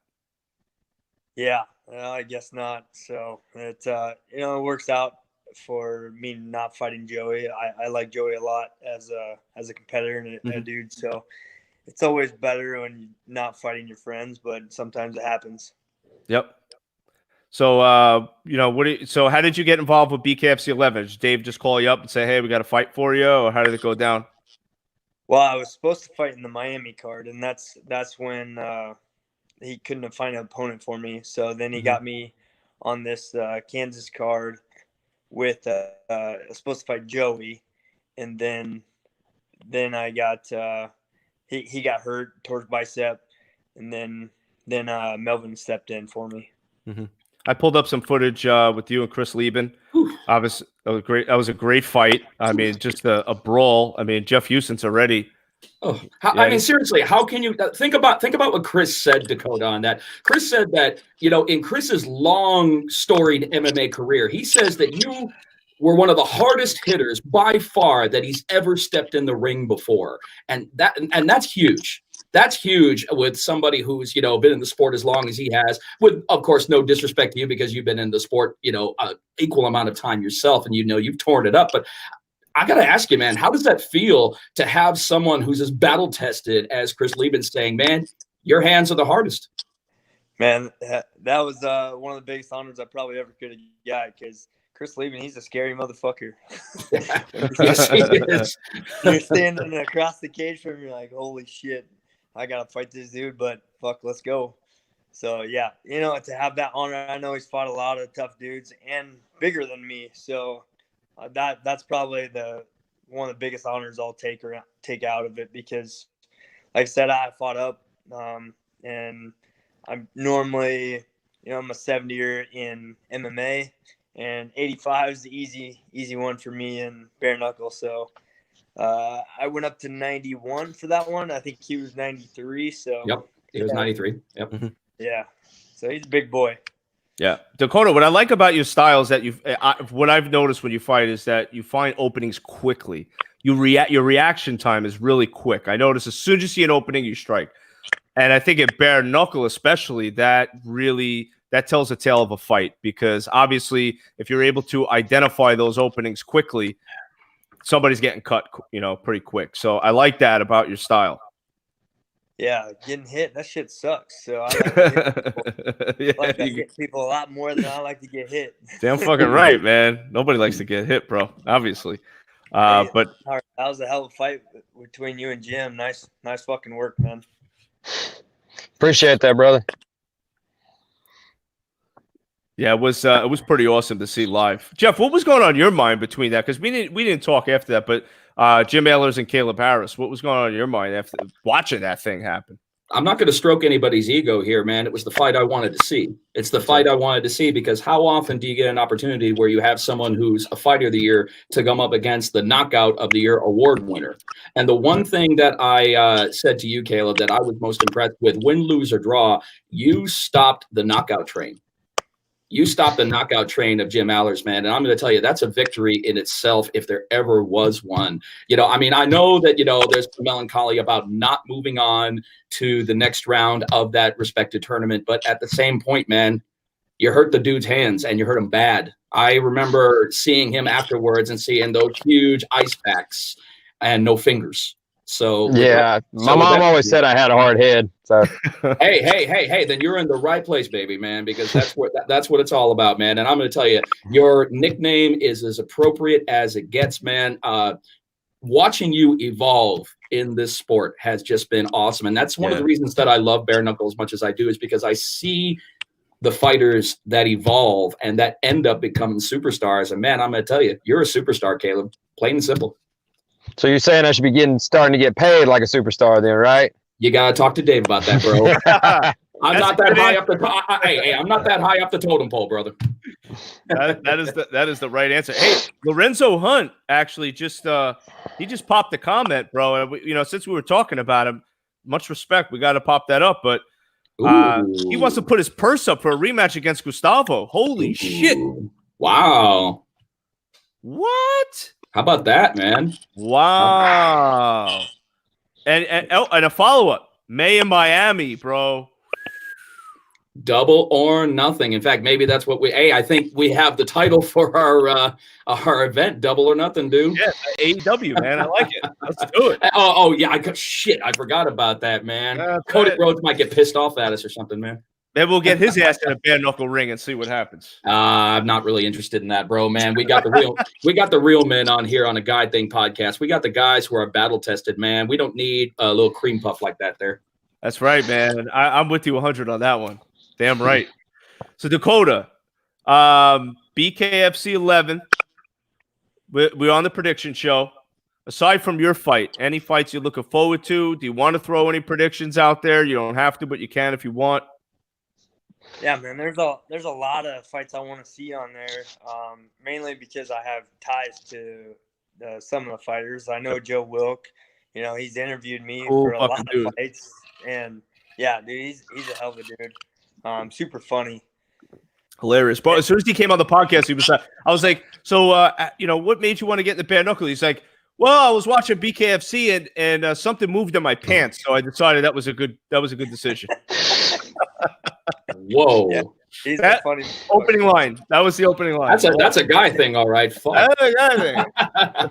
Yeah, no, he's a good dude too. He's very knowledgeable about MMA too. So he's commentated a lot of my fights, and I fought a couple of his guys. I think Jake Lindsay, he's gonna be fighting. Yes. So I fought him a couple times. So that's another one I'm intrigued to watch. Shit, who else is on there? I of course want to see Rickles. That's gonna be a fun one. Yeah. Yeah, man, it's there. This is a hell of a card. I'm really damn excited. They have a lot of local people, and it's like I said, I have ties to a lot of them, so it's gonna be fun to watch. Absolutely. Any predictions?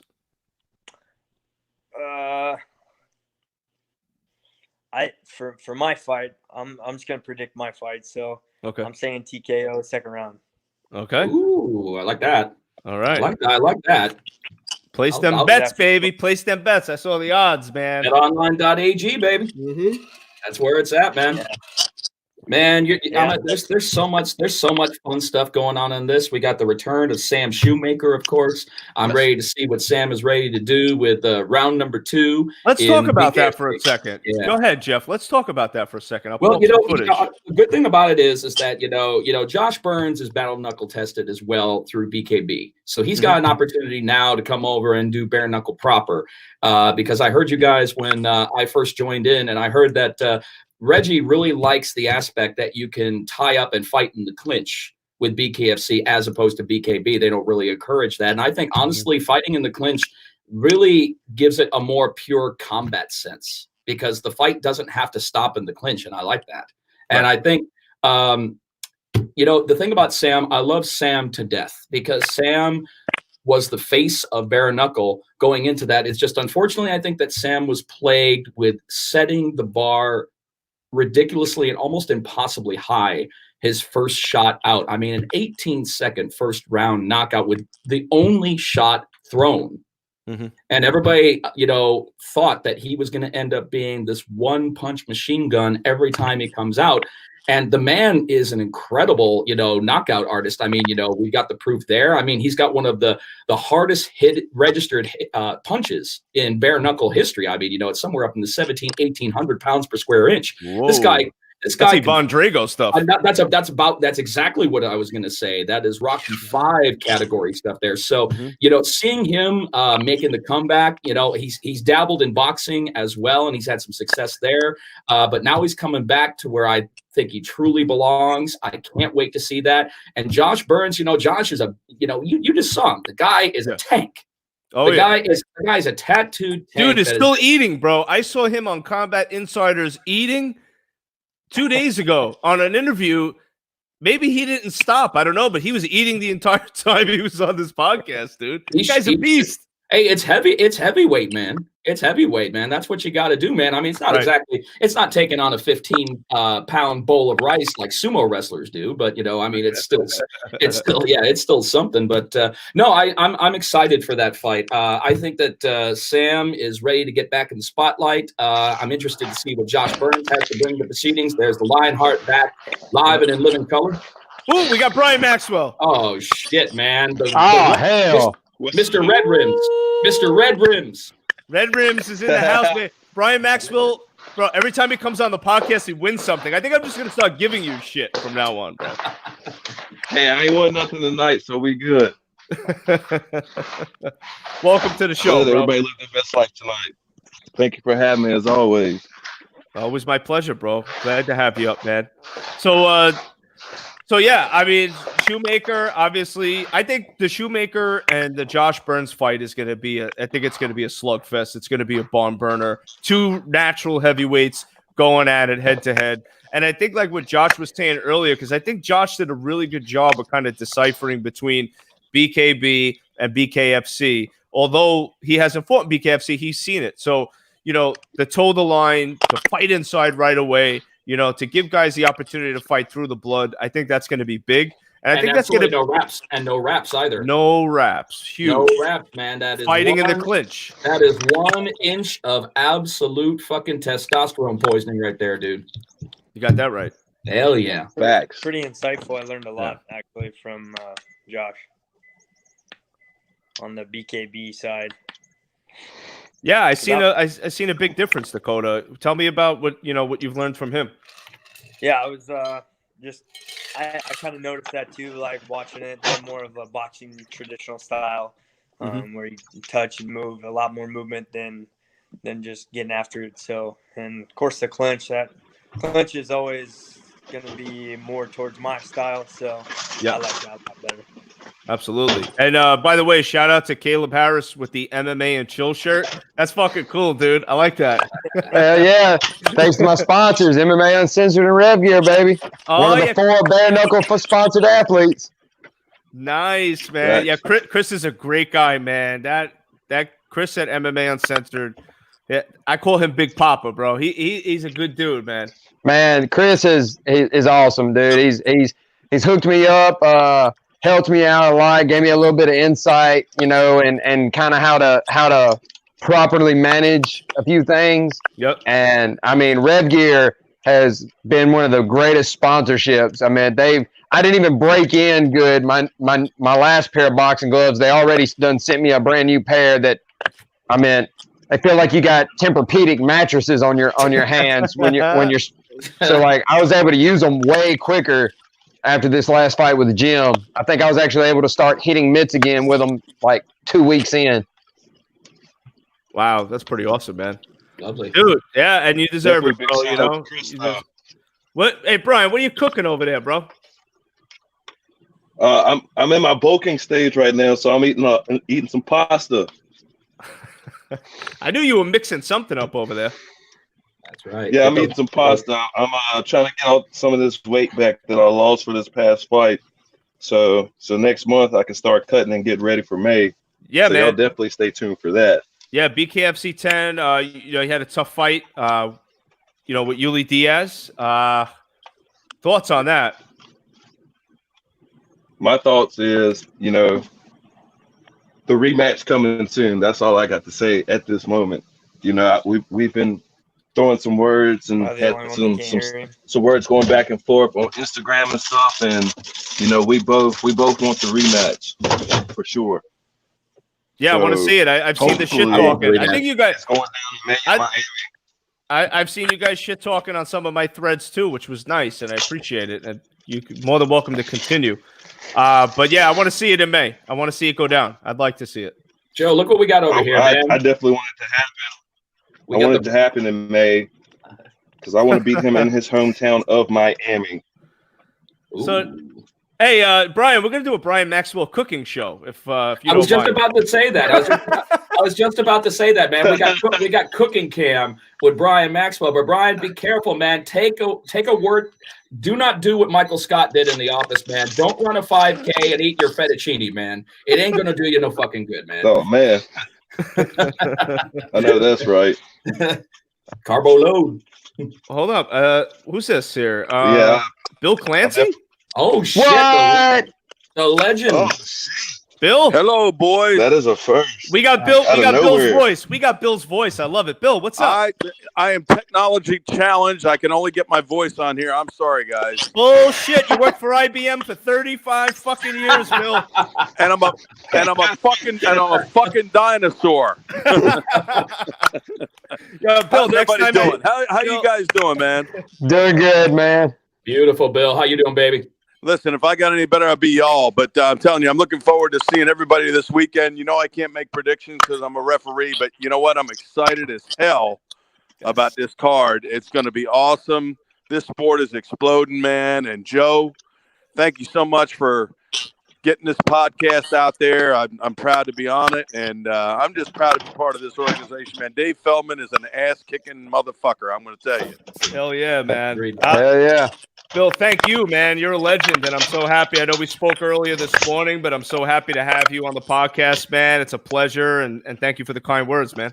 No, you're very welcome. Listen, I'm so proud to be part of this organization. And, I really had a heart I had to really make a heart wrenching decision whether I wanted to be part of this sport or not. And you know, I'm a boxing purist. I've been a boxing referee for 38 years, and you know what? I saw something in this. You know, I think it's my Irish heritage. You know, I saw the value in this, and I said, you know what? Fuck this. If I don't take a chance, you know, you always got to take a chance in life. I don't give a shit if you're a MMA fighter, boxer, whatever you are in life. If you don't take a chance, you know what? You're going to get left behind. So I said, you know what? I'm going to risk my reputation, and I have. I've risked my reputation, and it's hurt me a little bit in boxing, and so be it. You know, but it's afforded me a lot of great opportunities to meet some really, really great people that I wouldn't have gotten to meet had I not made this decision. I'm extremely proud of the decision I made. I'm extremely proud of what I do, and you know what? And it's hats off to Dave Feldman. Let me tell you something. That guy has invested his whole life in this, and I'm so proud that he reached out to me and asked me to be part of this. And I couldn't be prouder, man. I really couldn't be. Lovely. Yeah, it's I mean, those are great words, man. I'm sure Dave will appreciate it, and of course, you know, coming from you, that definitely means a lot. And Bill, I mean, man, I've been watching you for quite some time. You know, boxing. Obviously, it was nice to see you move over to BKFC. It was kind of a pleasant surprise, you know, to see you and Dan Mergliata in the ring, and I like it. You know, I was like, oh yeah, this is pretty cool. You know, to see you guys in there. So, what's it for you? I mean, Bill? What dragged you? What did you feel like dragged you into bare knuckle? Like, what was that one thing for you? I know you said the Irish heritage, but what was that one thing that was like, you know what? I know I might be taking a risk here, but what is that? What is it that drives you to bare knuckle?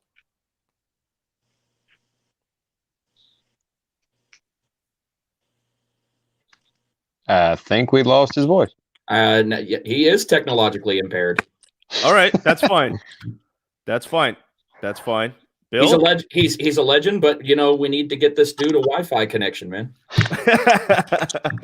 Bill's awesome, man. What's crazy is that I've actually grew up knowing Bill's name because my original coach, Larry Engel, who I still train with, I've been with since I was 7.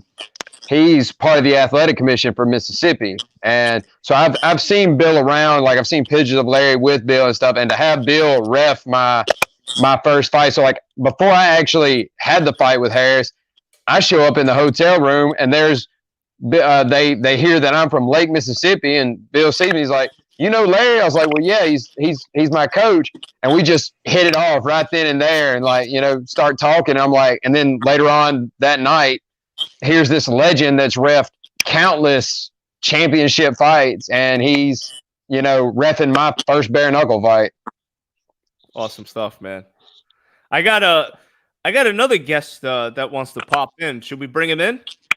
Hey, let's do it, because I'm about to have to head out. You're the gatekeeper, right. Jabberwocky, man. You get it done. I actually have he's got the best, in my opinion. I'm just going to throw it out there, but he's got the best Vietnamese restaurant, all of Vero Beach, Florida. The one and only Dat Nguyen. Dat! What up, Dat? What's up, Dat? Dat, unmute your mic, Dat. Unmute your mic. Unmute the mic. I can't unmute you. Okay, there you go. There we go. Right. What's up, bro? Guys? What's going on? You guys come to Vero Beach, I got you guys, okay? So don't forget about that. Come to Vero Beach, eat at my restaurant, I got you. It's done. Heck yeah. It's done. It's done. Yeah, I took a couple of days off after my last fight, so nobody could come over here, but it's open right now. Actually, it's closed right now. I've been working all day, so. I'm not gonna lie. I wish I had some pho right now. I'll tell you something right now. If you eat that before your fight, you will win. That's a secret. All right. Hey, Dakota, have you ever had pho before? No. I would say I'm kind of a country boy, so I don't really know what that is. Yeah, tell him. Tell him. I'll tell you, because this soup. See, when you're cutting weight, you're so dry, right? Saying? You need carbohydrate, a soup, and all the electrolyte back into your body. You eat that. That's a perfect thing you can eat. Yep. Because you don't want to eat anything hard after you weigh in, because then your stomach gotta digest. You know, you've been starving. So you eat this noodle. It has carbohydrate. It has protein. It has electrolyte and all this good stuff they've been cooking in bone marrow. So I mean, I'm telling you, why do you think I win all my fights? When I eat this soup, I feel like $1 million. Yeah. Bro, I'm not gonna lie, it's pretty legit. Yeah, like I'm like you, Dakota. I'm a redneck boy, but I mean, you know, I'll try anything once, and everybody kept talking about it, so I looked up around my area where a Vietnamese restaurant was. Went just on my day off to eat something, and I'm not gonna lie, it was pretty damn good. See, everybody cooks it, but not everybody know how to cook it properly. You don't want to go to a place that's not authentic where they buy the broth from the store. You know, they got to cook it from the ground up, because if you cook it correctly, it takes about a whole day to cook that broth. And when you taste that broth, it's all the bone marrow. You know, bone marrow and all that collagens out of the bones falls out on it. And that's when you eat that. I'm telling you, man. I mean, when I eat that thing after I cut weight, but like my last fight, I don't have to cut weight, so. But when I was boxing and I had to make 126 pounds, and when I fought Miguel Flores, that's what I did. I brought a hot bowl of pho right after my weigh-in. That's what I was drinking, and man, I could feel all the fluid going right back into my veins. So, well, speaking of fluid, speaking of fluid, you and Abby Velasquez, fluid was squirting all over the camera that fight. Oh, dude, let's talk about it. Me and you did the post fight. You had the Saigon hat on. You know, bro. I mean, it was a good time. Dude, you could tell Abby's DNA all over the camera lens. It was crazy. Yeah, it was nuts. I didn't expect that either. Dude, it's not your knockout. And all respect to Abby, because I fucking love Abby, and he's a great fighter. But I will say, your knockout of Abby, pretty much, that's kind of like the highlight snippet of bare knuckle. Highlight reel. You know what I mean, Jeff? Like, I mean, that moment. That's what we're trying to sell. That's what we're trying to sell. The brutality of what took place with that knockout is exactly what we want to sell. Dad, I gotta tell you, faux show. you know, I wasn't expecting that either. But when people saw that on the TV, man, they ran around screaming. People messaged me, said they got crazy. I think they said it wasn't even real, you know. But hopefully, I'll be fighting again soon. So I'm just having a little break here. I usually don't train until I have a fight. So I've been doing it for so long. So most fighters they train all the time. To tell you the truth, if I have a friend that know Manny Pacquiao. And Manny Pacquiao doesn't even train until he has a fight. I mean, that's a secret. But I mean, if you're an up-and-coming fighter, then you need to train all the time just to get better skilled. But me, I've been doing this for so long, so I don't have no motivation until I have the fight date. So maybe it's a bad thing. Is that for all you guys, like Brian, Dakota? Is that for you guys? Are you guys always training? Me myself, I'm always constantly training. Like if I'm not training, I'm bored with life. I hate being a regular person. Well, I got to tell you, Brian, you had a really great post on Facebook the other day about how you told your mom you were playing on the basketball team, but really you were wrestling. And then your mom saw you one day after school, and she saw you. She kind of figured you were doing the wrestling thing, and she just said, whatever makes you happy, man. And I got to tell you, that hit home, man, for me, because I got a very supportive mom. So that was really cool to see that, man. Yeah, man, I was scared to death walking out of wrestling practice when I see my mom. It's like the second I came through the door, it's like we both made eye contact instantly from across the parking lot. And I had my oh shit moment, as if, oh man, my mom about to beat my ass in front of my friends. but it was cool though, because my parents, they always forced me to play basketball, and I was like, I don't even like this shit. So I've always watched wrestling, and the older guys around me wrestled in middle school and high school and stuff, and I was always fond of it. So I'm like, I'm tired of just watching it, and I'm definitely hate basketball. So I had to come up with a way to go to the wrestling room, and that's how I did it. It's pretty awesome stuff, man. What about you, Dakota? What got you into fighting? Well, I wrestled in high school. Okay. I was pretty decent, but honestly, do you know Joe Ellenberger? No. No, he's he is in the UFC. He's Jake Ellenberger's brother. Okay. We went to the same college, and he was training, and I heard he was a fighter and all that shit. So I was like, hey, I went up to him. I was like, hey, do you think I could start training with you? And he's like, yeah, sure. Just come up and we'll work out. Kind of blew me off. He was kind of a dick about it. So I was like, well, that was kind of fucked up. But after I showed up when he told me to, and I started. Hey, Jeff, are you the exclusive announcer for BKFC from now on? Self-defense, basically. I'll tell you just 1 second, brother. I want to let Dakota finish there, brother, and I'll talk to you just a second. Sorry about that, Dakota. No, you're good. Yeah, I was just doing for self-defense mainly, and then my coach asked me after about like five months of training if I wanted to fight, and I was like, oh, like for real? And he's like, yeah. So we drove up to Omaha. I said, okay, if you think we're ready. So I drove up to Omaha, took a fight, and it was one of those where everybody shows up and you just kind of pick. Yeah, okay, I'll fight you, and then you guys get together, have the fight, and I knocked him out in 20 seconds. So I was pretty much hooked after that. Cool. Pretty awesome stuff, man. That's a cool story, man. Lovely. Yeah. Lovely. I understand why now Joe was so kind of a dick. Like when people come up and say, "Hey, I want to start training," because once you're a fighter, everybody wants to come and train with you, and everyone's telling you that I'm gonna come and work out. I want to be a fighter and all that shit, and they don't follow through. And they don't follow through.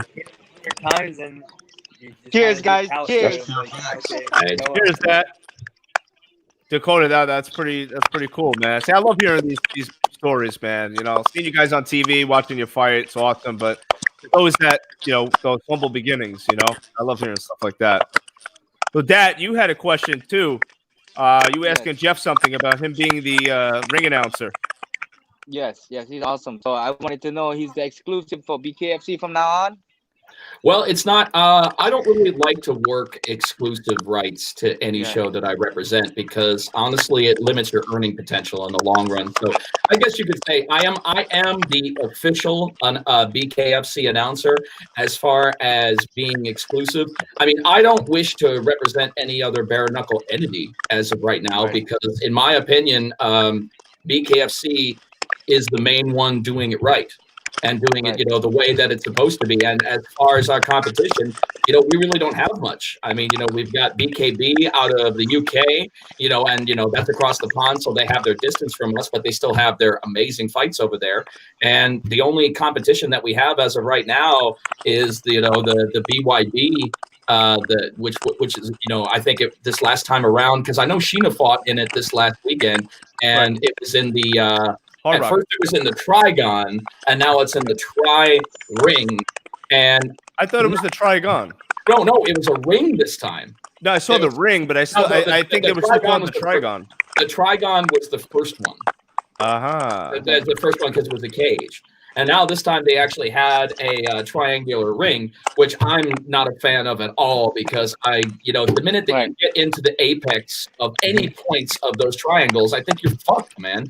True. I really do. But yeah, Dad, I mean, I don't represent anybody exclusively anymore. I mean, there are some other promotions that I won't work out of respect for the main promotion that I represent. Like I represent Road FC out of South Korea. And I'm not exclusive with them, but I will not represent any other Korean-based MMA promotions because they're the best. So I wouldn't want to take a step backward. So that's how I look at it with BKFC. I represent anybody else, I'm taking a step backward, and I don't want to do that. I work for the best. I represent the best. I want to be with the best. I'm with it. 100%. And you are the best. That's awesome. I mean, people are starting to recognize your voice now. You are one of the best out in the business now. So I'm excited.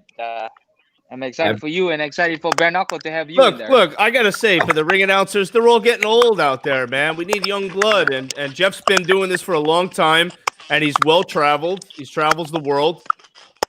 Bruce Buffer, all right. Michael Buffer, Jimmy Leonard Jr., really? I mean, come on. Jeff Houston, man. Did we get Johnny Bedford on here? Because I want to be able to speak before we get out. I'm gonna try. Let me hit him up right now. Let me see if I can get him on. The Hold restaurant's on a closed. We're gonna have ourselves a Vietnamese restaurant locked-in, baby. All right. I'm thinking if everything goes well in May, I'll be the biggest card that Bare Knuckles ever gonna produce. I think because I just have a hint that the main event is gonna be one of the biggest attraction there. Let me see. I just texted Johnny. Let me see if I could get him on the podcast right now. Oh man, beer and bloody knuckles, man. Could be crazy. I would love to see you guys go head to head right now. Let's see if we can get it. We are nice guys. We are gonna put on a good fight. That's all that is. Yes, you guys will. So, all right, Dat, let's talk about it. Are you? Is it official? Did you guys sign contract yet, or is it still in talks?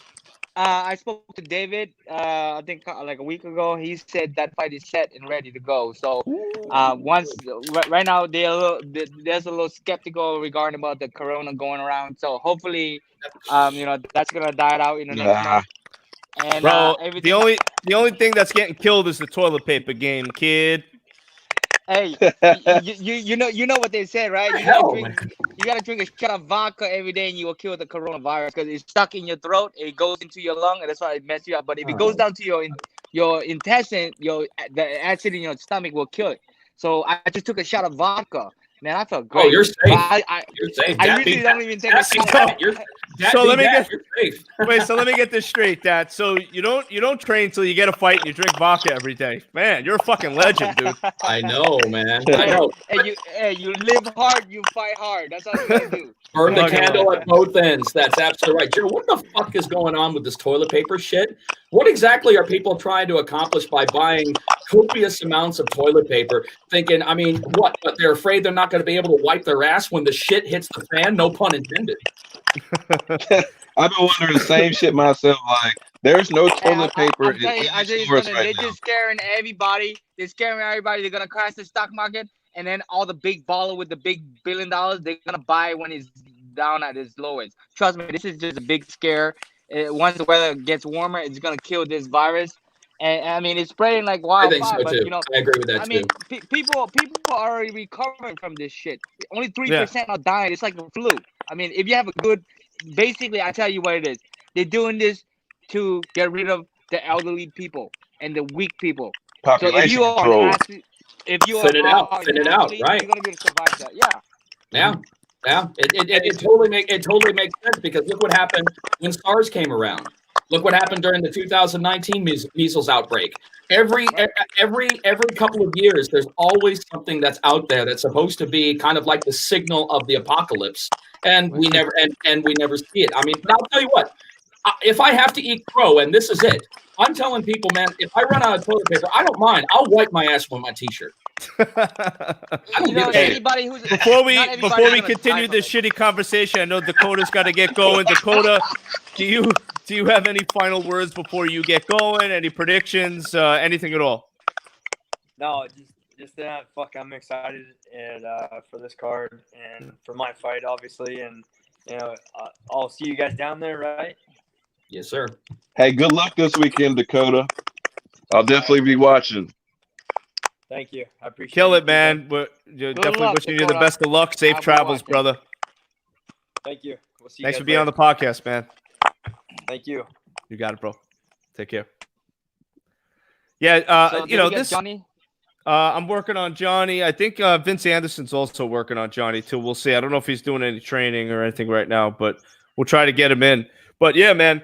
You know what I say? Like, toilet paper is the broom for the butt crack, and baby wipes is the mop for the butt crap.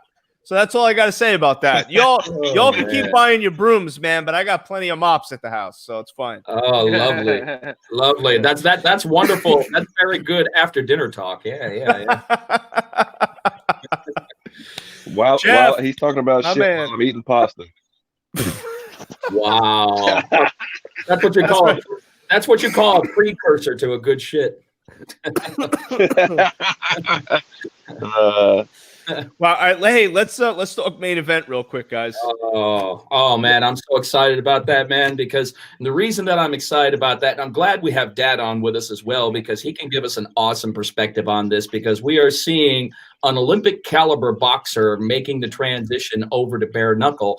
And so far, you know, we're kind of interesting on how we've had transitions on professional boxers that have made the transition into bare knuckle. And that, obviously, you've been by far the most successful. The only other one that we've had was Paulie Malignaggi. And, you know, I mean, I saw Hart, but I also saw someone get on their bike.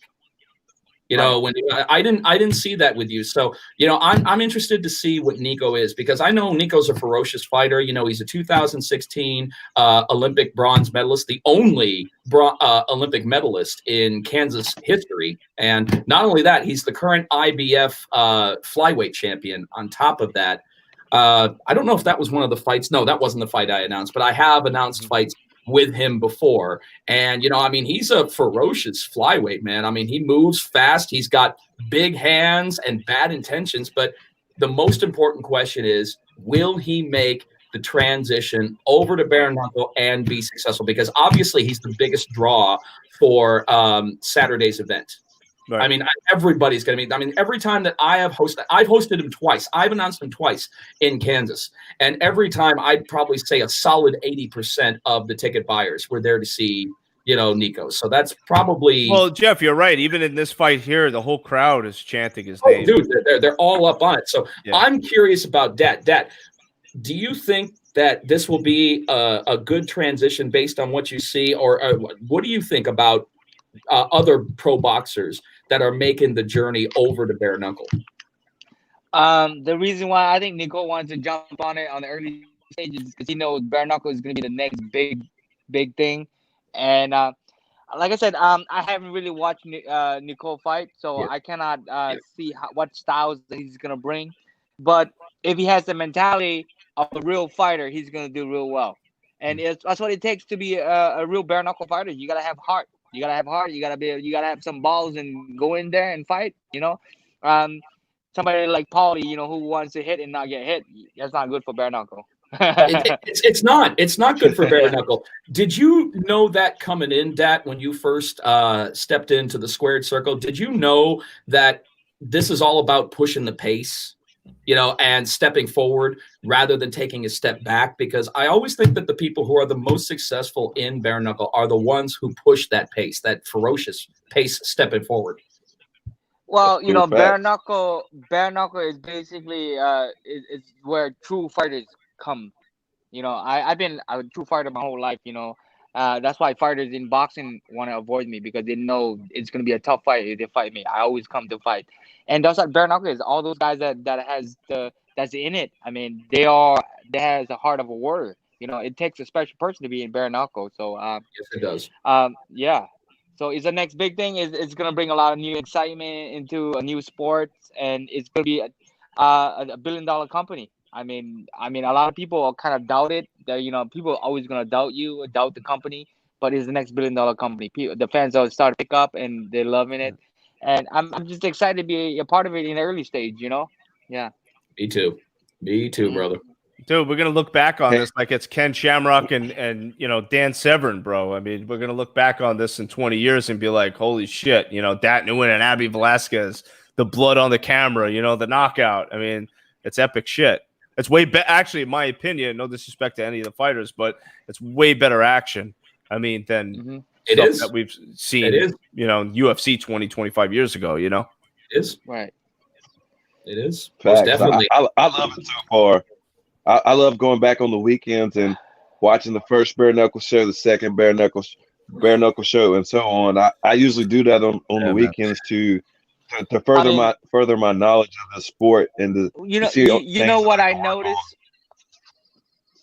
I noticed that, you know, a lot of fighters are getting smarter, and you know, as they get more experience in bare knuckle, they want to be able to, you know, hit and not get hit. You know? Well, I think Sandman made a good point. That, you know, that you said it right there. We were talking to Sandman before, Harris Stevenson, but he said, you know, the guy who gets bloody first is the guy who's got the disadvantage, you know, because we're talking about vision issues, breathing issues. So yeah, you know, like you said, get hit but don't get hit. Yeah, obviously, unless you're fighting Jim Antlers. That's gonna be hard. That's to a get hit in bare knuckle. Yeah.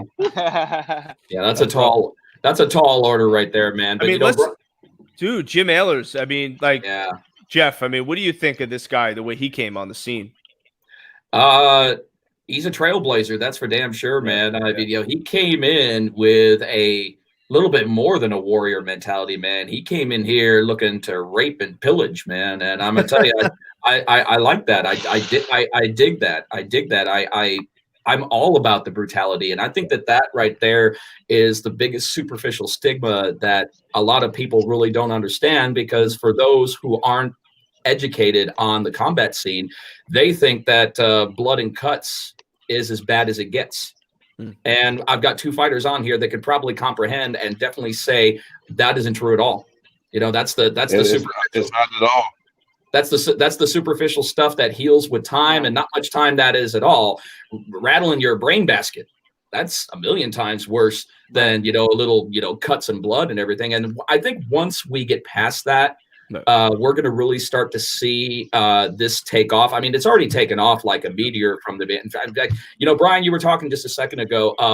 You go back on the weekends and you watch the first show.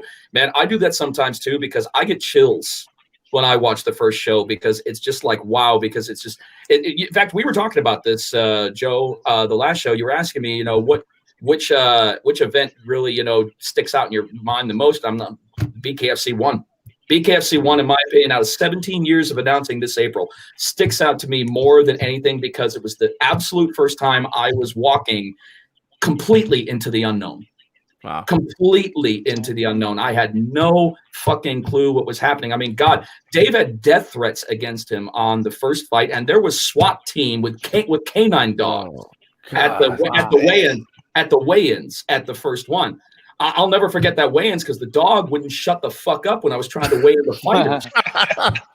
It was like, oh my God. It was, oh my God. And the venue in Wyoming, I mean, I was saying, oh my God, there's a mini putt-putt course in the parking lot of the venue that we're doing. I said, oh my God. And I go in there and I feel the venue of the empty arena.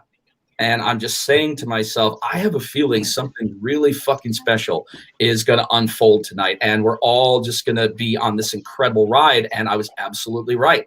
I was absolutely right. And I'm going to tell you, Dave went through so much rejection until Wyoming finally stepped up and said, okay. And I know exactly what was going to happen. He said 28 other states. Jeff, do you know that Dave was on the podcast? He told me it took him 8 years to get this. Yeah, it took him a long fucking years, dude. Yeah, that's persistence, man. You're working for a guy that worked 8 years to get this shit going. I mean, that's something to be proud of, man. Persistence overcomes resistance, man. And Dave is the perfect example of that. But he does have a bare knuckle background before he started this. On, of course, doing the Bobby Gunn. Yeah. And I know that. So he does have that background on that. But once he finally got here, I knew exactly what was going to happen, man. The other states would kind of be lying back in the weeds, seeing how this would unfold throughout the night. And then the offers just started flying in, which exactly I knew it would, because the first show in our situation was either going to make or break us. Mm-hmm. And we were just very fortunate that it was the most successful American bare knuckle production in bare knuckle history of this country. You know what I like, Jeff, too? You're absolutely right. And you know what I like? I love evolution. I really do, because it's the hallmark of hard work. It really is. So when I watch Bare Knuckle 1 and I see, you guys had sound issues, the audio issues, video issues. There was issues there. But only 10 pay-per-views later, if you look at it and compare BKFC 10 to 1, it is a huge jump.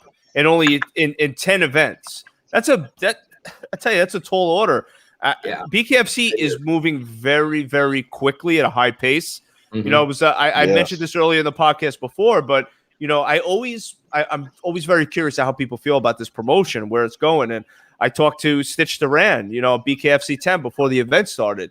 And for a guy like Stitch that's been around in MMA and boxing for a very long time, and he's been on the big promotions, and he's cornered the best fighters in the world. And a movie star. And a movie star. Rocky, Creed. Yeah, man. And a movie star, bro. He's legit. He's legit. And a great guy, a gentleman. And I love the guy. Oh, I love him. He's my bro. He's my bro, man. Seriously, Jacob, if you're hearing, we love you over here, brother. We do. Yeah, we tried to get Jake on the last podcast, the prediction show, and he couldn't get in. And he's busy. No, he was calling in, but we couldn't get him in because he was having some tech issues.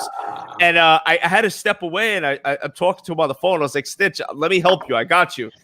And we just couldn't get it. And when I saw him at BKFC 10, when I interviewed him live and we were talking, he's like, listen, man, you got some high tech shit. He goes, I'm old, man. I've been around for a while. I can't get in there. But, we shared a laugh. But in all seriousness, he was like, I got to tell you, Bare Knuckle, BKFC, what Dave Feldman has done has been such an amazing feat that this guy's accomplished in such a short period of time. And he said when he looks back at UFC 25 years ago, when UFC was just getting started, BKFC is actually on a faster pace of success than UFC was. So, I mean, coming from a guy like Stitch, I think that's big. We don't have the same hurdles that the UFC had at that time. We have social media now. Exactly. Plus, there are also medical studies that are out that talk about MMA as compared to other combat sports like boxing and such. So it's a little bit easier for us to kind of slide into the mainstream, which I definitely believe that we're doing. And once people see that this benefits the fighters more than our competing combat sports, dude, I mean, like I said, this right now is a rocket ship that's just hurtling through the universe, man. It is just going to blow everything up. It touches. Sponsors are going to be coming in drones. It's just going to be awesome, Joe. I mean, I see nothing but beautiful things in the future for BKFC, but it's always the most important thing, just like any other promotion. Right. As long as you hire the right people, as long as you bring in the right fighters, and as long as you have the right individuals on your team that truly believe in the sport instead of trying to line their own fucking pockets for selfish reasons. They need to be about the promotion and its growth and believe that Bare Knuckle is here to stay. It's not going anywhere. It's not a flash in the pan. The fighters are here to be stars in their own fucking right. It's so true, man. You said it the best, man. I can't even follow that one up. Yeah, well said, for sure. You know what I'm thinking? See, I think, David been hinting us about who's going to pick this up, because eventually the big fight's going to be on pay-per-view, but, on the because of privacy and all that, I think one of those companies like the sports company is going to pick us up. I think I have two hints. The Zone, you guys have heard of the Zone? Oh, yeah. Dude. Hell yeah. The Zone and possibly ESPN or Fox Sports going to pick up BKFC. So I'm excited. I just can't wait. You know what, Dad? You make a good point. ESPN, they've already covered recently BKFC. So, the Kool-Aid is starting to be drink. That people are starting to see, oh, wait a minute, what's going on over here? We just saw a very, very amazing UFC women's fight, but we saw a very lackluster main event. But what's going on over here with Bare Knuckle? Oh, shit. But what's going on over here at BKFC? There's a lot of action there. Something's going on over there. ESPN's not going to cover just anything. You know what I'm saying? So there's a reason, for why they did what they did last week. And I thought they did a good job. They just wanted to see the response from the fans. They see for any companies, sports company to televise anything that's new, they want to see the feedback from the fans. Yep. And for right now, the feedback's been great. I mean, there's a few people that is not into the blood sports, but I mean, they would never watch. Don't watch. They would never watch. Yeah. Go watch a soap opera, right? I mean, come on. Right. Now, are you kidding? I love it when they actually give their 2 cents, because they show what dumbasses they truly are. Because for those who don't know what they're talking about and they hate it as such, and they try to put their 2 cents in on a scientific sense, dude, I say fucking let them, because that exposes them for the dumb shits that they are about the sport. So seriously, man, when you give a fool a length of rope, and he'll hang himself. True. Facts. Damn right. Jeff, you are passionate about this. I fucking love it, dude. Oh, fuck yeah, man. Yeah, man. I love it. Hey, Yeah, Joe, Joe, you keep doing this, you're gonna be the new Joe Rogan. You're gonna be more popular than Joe Rogan in the future, right? Jabberwocky Joe. Woo! Hey, listen, I would be honest with you guys. I'm not the best MMA fan. I do watch it. I watch the main stuff. But I've been watching boxing since I'm a very, very young child. My dad's a big boxing fan, so I grew up on boxing. But when bare knuckle came about, I just was super intrigued with it, because that, I'm a deep boxing fan. I could talk boxing all day, man. But there's something about bare knuckle, that action, that you never know what's going to happen, no matter who gets in the ring. So yeah, I'm sold out for it, man. So Dad, thank you, man. If I could, I appreciate just being in the same sentence as Joe Rogan. I appreciate that. I mean, persistence is the key, and you will be there because bare knuckle is gonna blow up. And I mean, I'm telling you, a lot of fans. I mean, they are diehard boxing fans, but they get tired of those guys that just don't want to fight. So in bare knuckle, that if you want to see action, that's where you go to watch it. Now we have a third sports to watch. You know what I mean? No, that's right.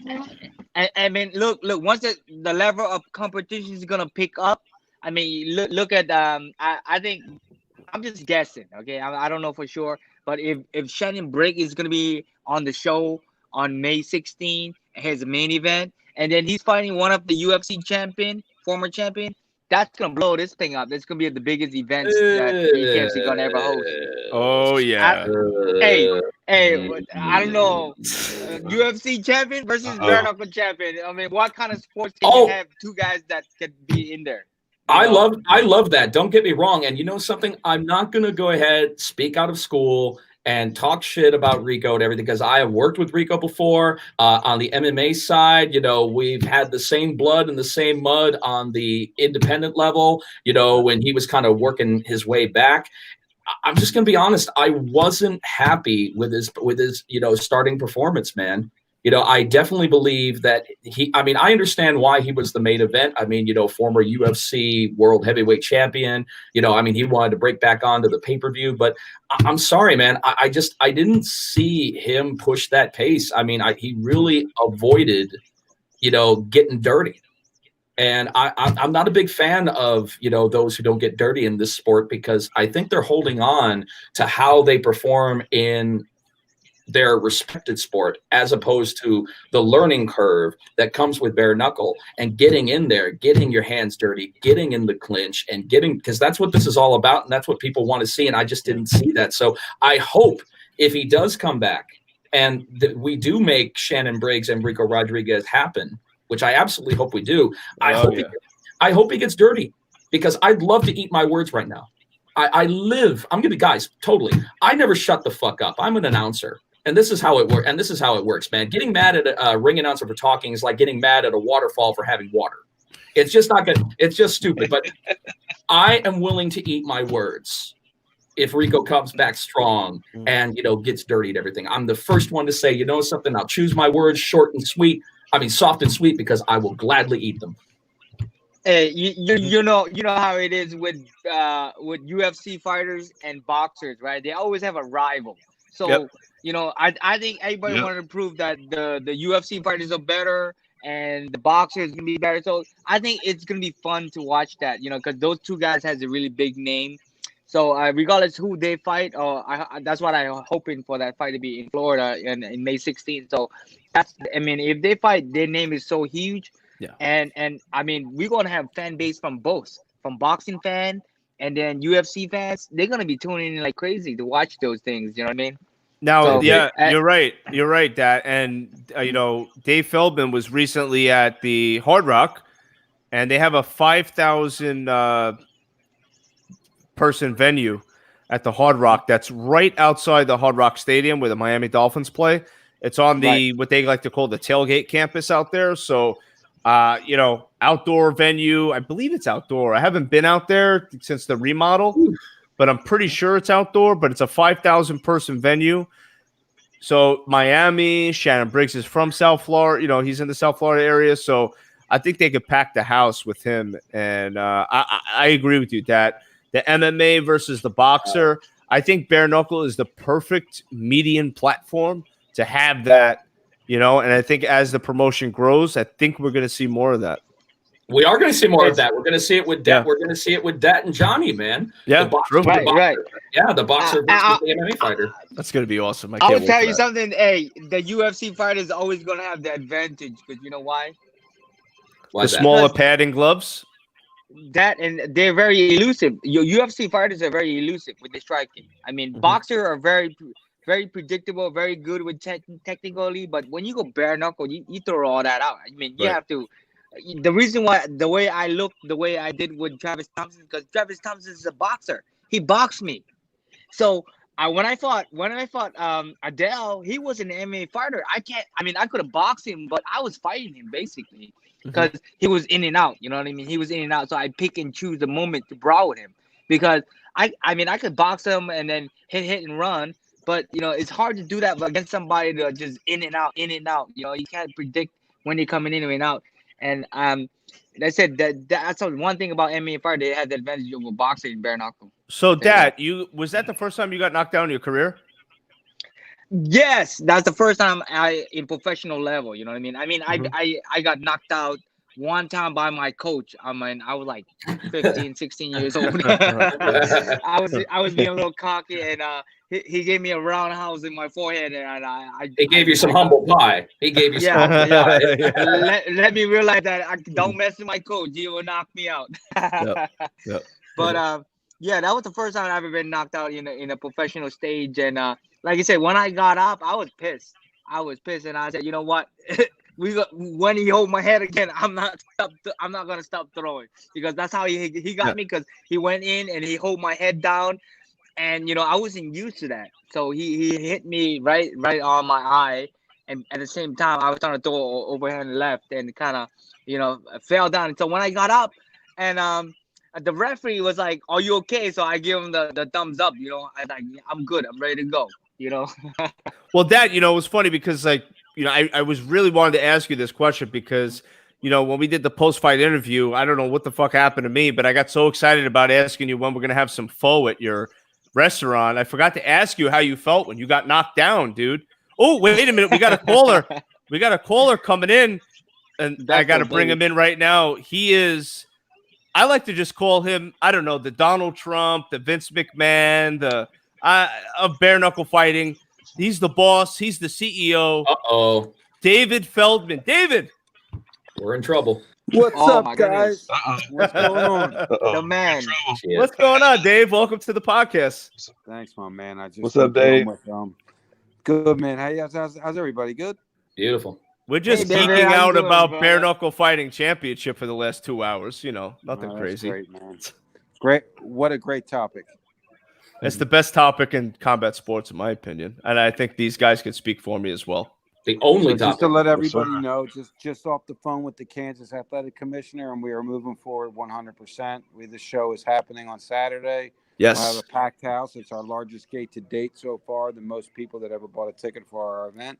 So we're happy and ecstatic about that. We have great fights on the card. It's going to be phenomenal. So we're really, really pumped, and we're not going to let anything hold us back. Obviously, if we get any type of mandate or something like that, then we'll move in that direction. But if not, this is the toughest sport in the world with the toughest fans in the world. You got that right, Dave. Dave, so you're so when did you get into Kansas? We got here this morning. Oh, okay, nice. Yeah, good flight. I just watched Nico Hernandez loosen up a little bit. Man, that kid is lightning. Oh, lightning fast. What a talent. Fast-ass hands. What a talent, man. Yeah, I can't wait to see it. I watched some footage of him. He's very quick. His footwork is great. Kind of reminds me of Dad a little bit, the way Dad moves around in the ring there. So I'm really excited to see this kid fight. Oh, absolutely. I mean, I was saying the same thing. Just the little moves he was making, I was like, oh, this is going to be really pretty watching him box like that in bare knuckle. Mm-hmm. And he told me, and one of his teammates, another Olympian, is very interested in getting involved. So I think, like, having a guy like Dad, having a guy like Nico Hernandez, these kind of guys that are, we have a 22-0 fighter from Miami going to fight on the Miami card. Just a lot of things that are really helping this, not just the company, but the sport evolve. Getting these well-schooled, educated professional boxers in there, getting these tough ass MMA fighters, Muay Thai guys. It's just a perfect mix now, and it's really growing. And just as a company and really the leader in the sport, man, we are so happy with the way things are turning out right now. Dave, you're doing a fantastic job. And, one of the things I wanted to ask you too, because you're building this phenomenal promotion and, Jeff and Dad and Brian and myself were talking about it earlier, going from BKFC 1 to BKFC 10, there's been huge improvements, We've seen, we had some audio issues in BKFC 1 and video issues, and that goes with any young promotion. But the quick amount of time that you guys have advanced up until the 10th pay-per-view is amazing, look,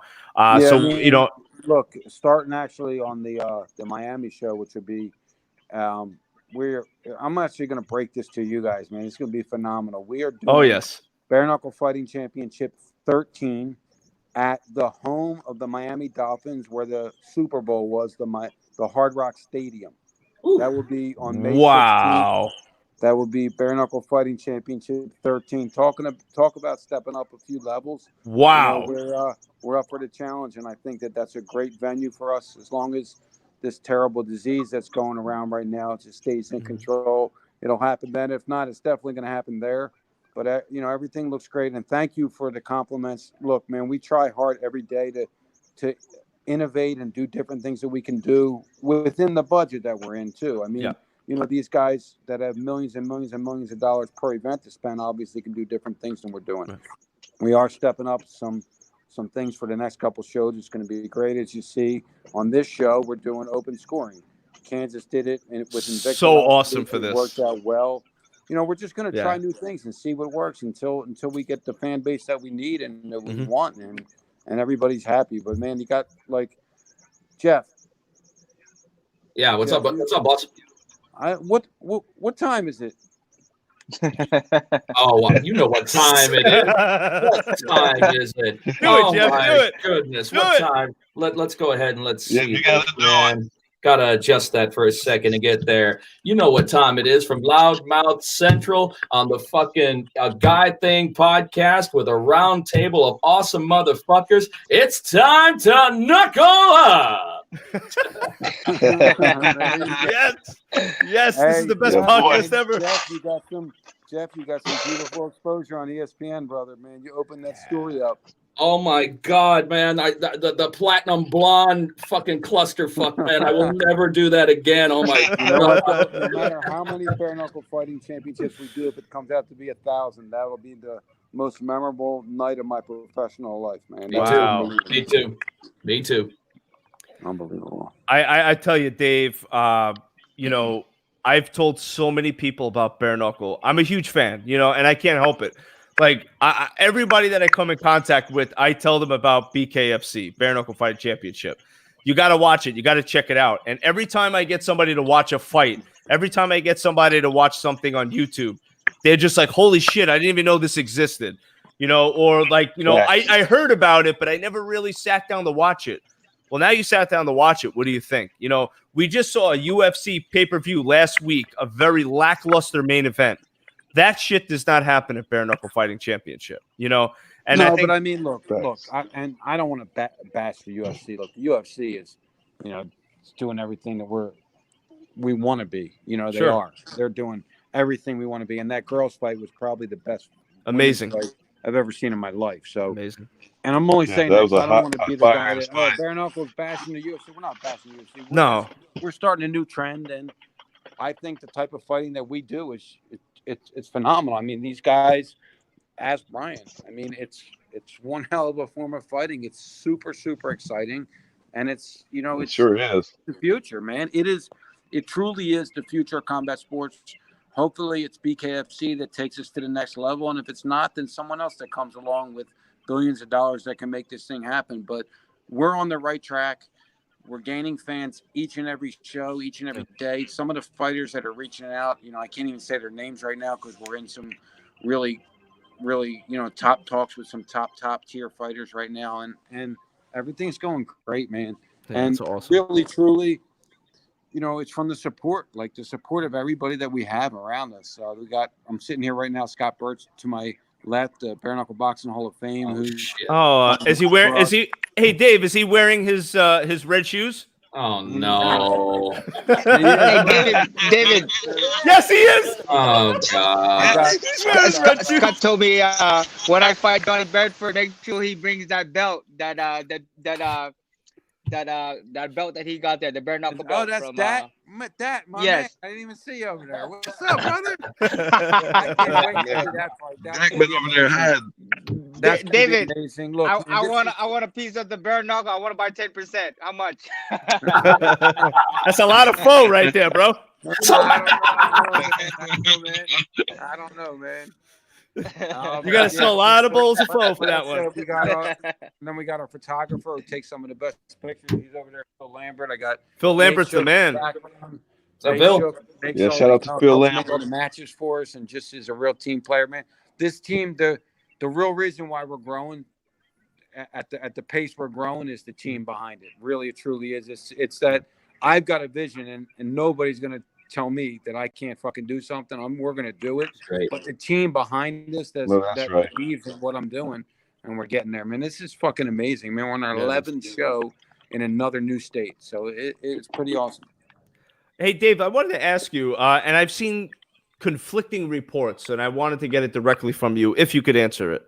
Shannon Briggs. I've heard BKFC. I heard BYB because he was at the BYB event. What's anything you could enlighten us on? Shannon Briggs is a legend in boxing. Obviously, everybody knows him, and he's a great fighter. And we have some serious talks, and he wants to fight for us. And he went into the BYB ring and made some kind of notations that maybe he's going to fight there. And I don't want to sound like a dick, but I'm going to, because the organization is bigger than any one fighter, and we're going to grow this organization, and all the fighters are going to be a part of growing this organization. But if he wants to pretend he might fight somewhere else, then he can fight somewhere else. If he wants to fight for BKFC, we'll hold the door open for him. But I think we're the platform that he needs, and we'll see what happens. I mean, they called me yesterday, and they're asking for their contract, but at the same time, I feel a little certain way about what he did inside their ring on Saturday night. So we'll see what happens. Okay, fair enough. Yeah, no, I appreciate you answering the question.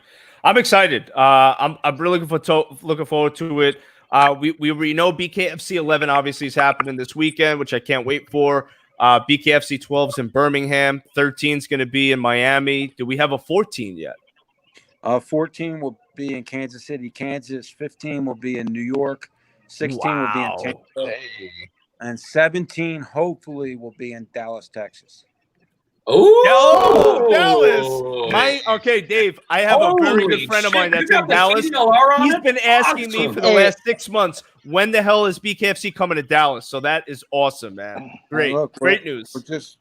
We're just pushing. We have some really big announcements coming up. We have some huge meetings this week that's going to be groundbreaking for the sport and for us.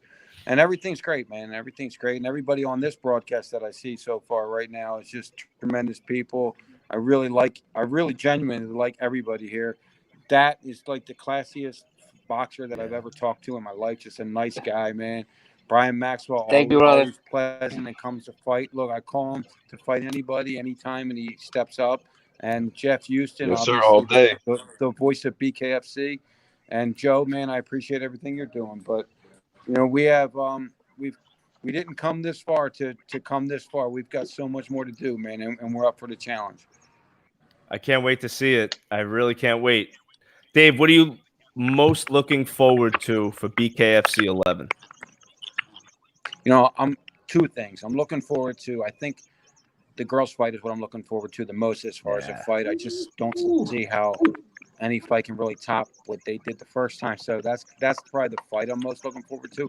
But the crowd's reaction to these two hometown guys, Dave Rickles and Nico Hernandez, because the tickets, I mean, everywhere I went today, everybody's like, oh yeah, bare knuckle, Nico Hernandez. So he's a superstar here, and Dave Rickles is a legend here. So hearing the crowd's reaction in a stadium of, we're going to have 5,000 people at this event, so it's pretty awesome for us here. And to have that at with the hometown crowd and everything that's going on, it's going to be great. And if anything happens with this coronavirus and they tell us that we can't have a crowd, we're doing the fight anyway. So Okay. you will see Bare Knuckle Fighting Championship 11, 100%.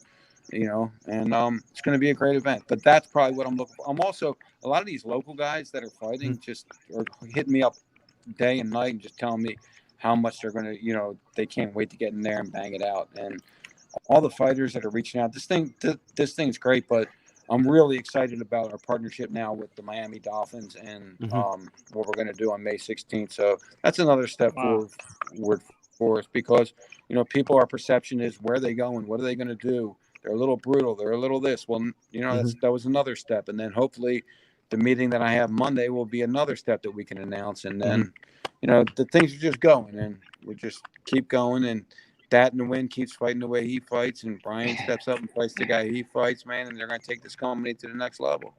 It's so true. Yes, sir. And Dave, I got to tell you, I talked to a lot of people about this. I talked to a lot of the fighters. Everyone has great things to say about you. The level of respect that a lot of the fighters have for you is amazing. I mean, I have fighters in the chat right now that maybe you know them, maybe you don't, but they're all chatting away right now. They want to fight in BKFC. So there is something amazing going on with this promotion. And what you're doing is great. And people notice it, so just keep doing it because I love this shit. I don't want this to stop. Thanks, Joe. Now we plan on like I said, the ride is just beginning, and we're in this for a long haul, and we're going to build careers with a lot of these guys that are on now, and build futures in the business with them. Because, like Dad said jokingly, I want 10%, but at the end of the day is, who knows if we don't say that, let's go over to Asia and you run Asia and let's blow this thing up over there. Like that's the kind of vision that we have.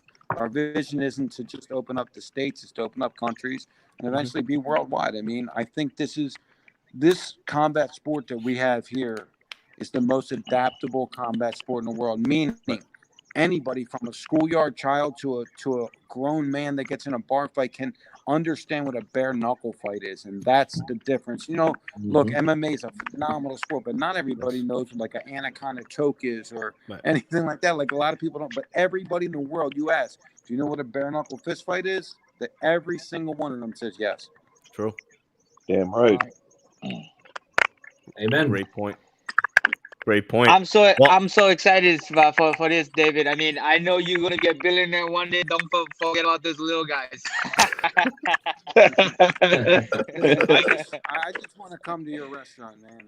I just want to come to your restaurant and get a good dinner because I hear nothing but great things about it. Absolutely, brother. Anytime. Thank you.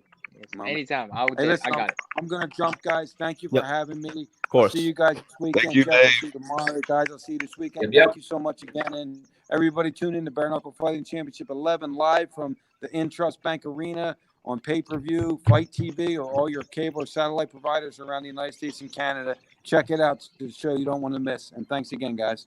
You got it, Dave. All right. Thank you. God bless. See you Good tomorrow. luck. Thank you, Talk Dave. soon. See you tomorrow, boss.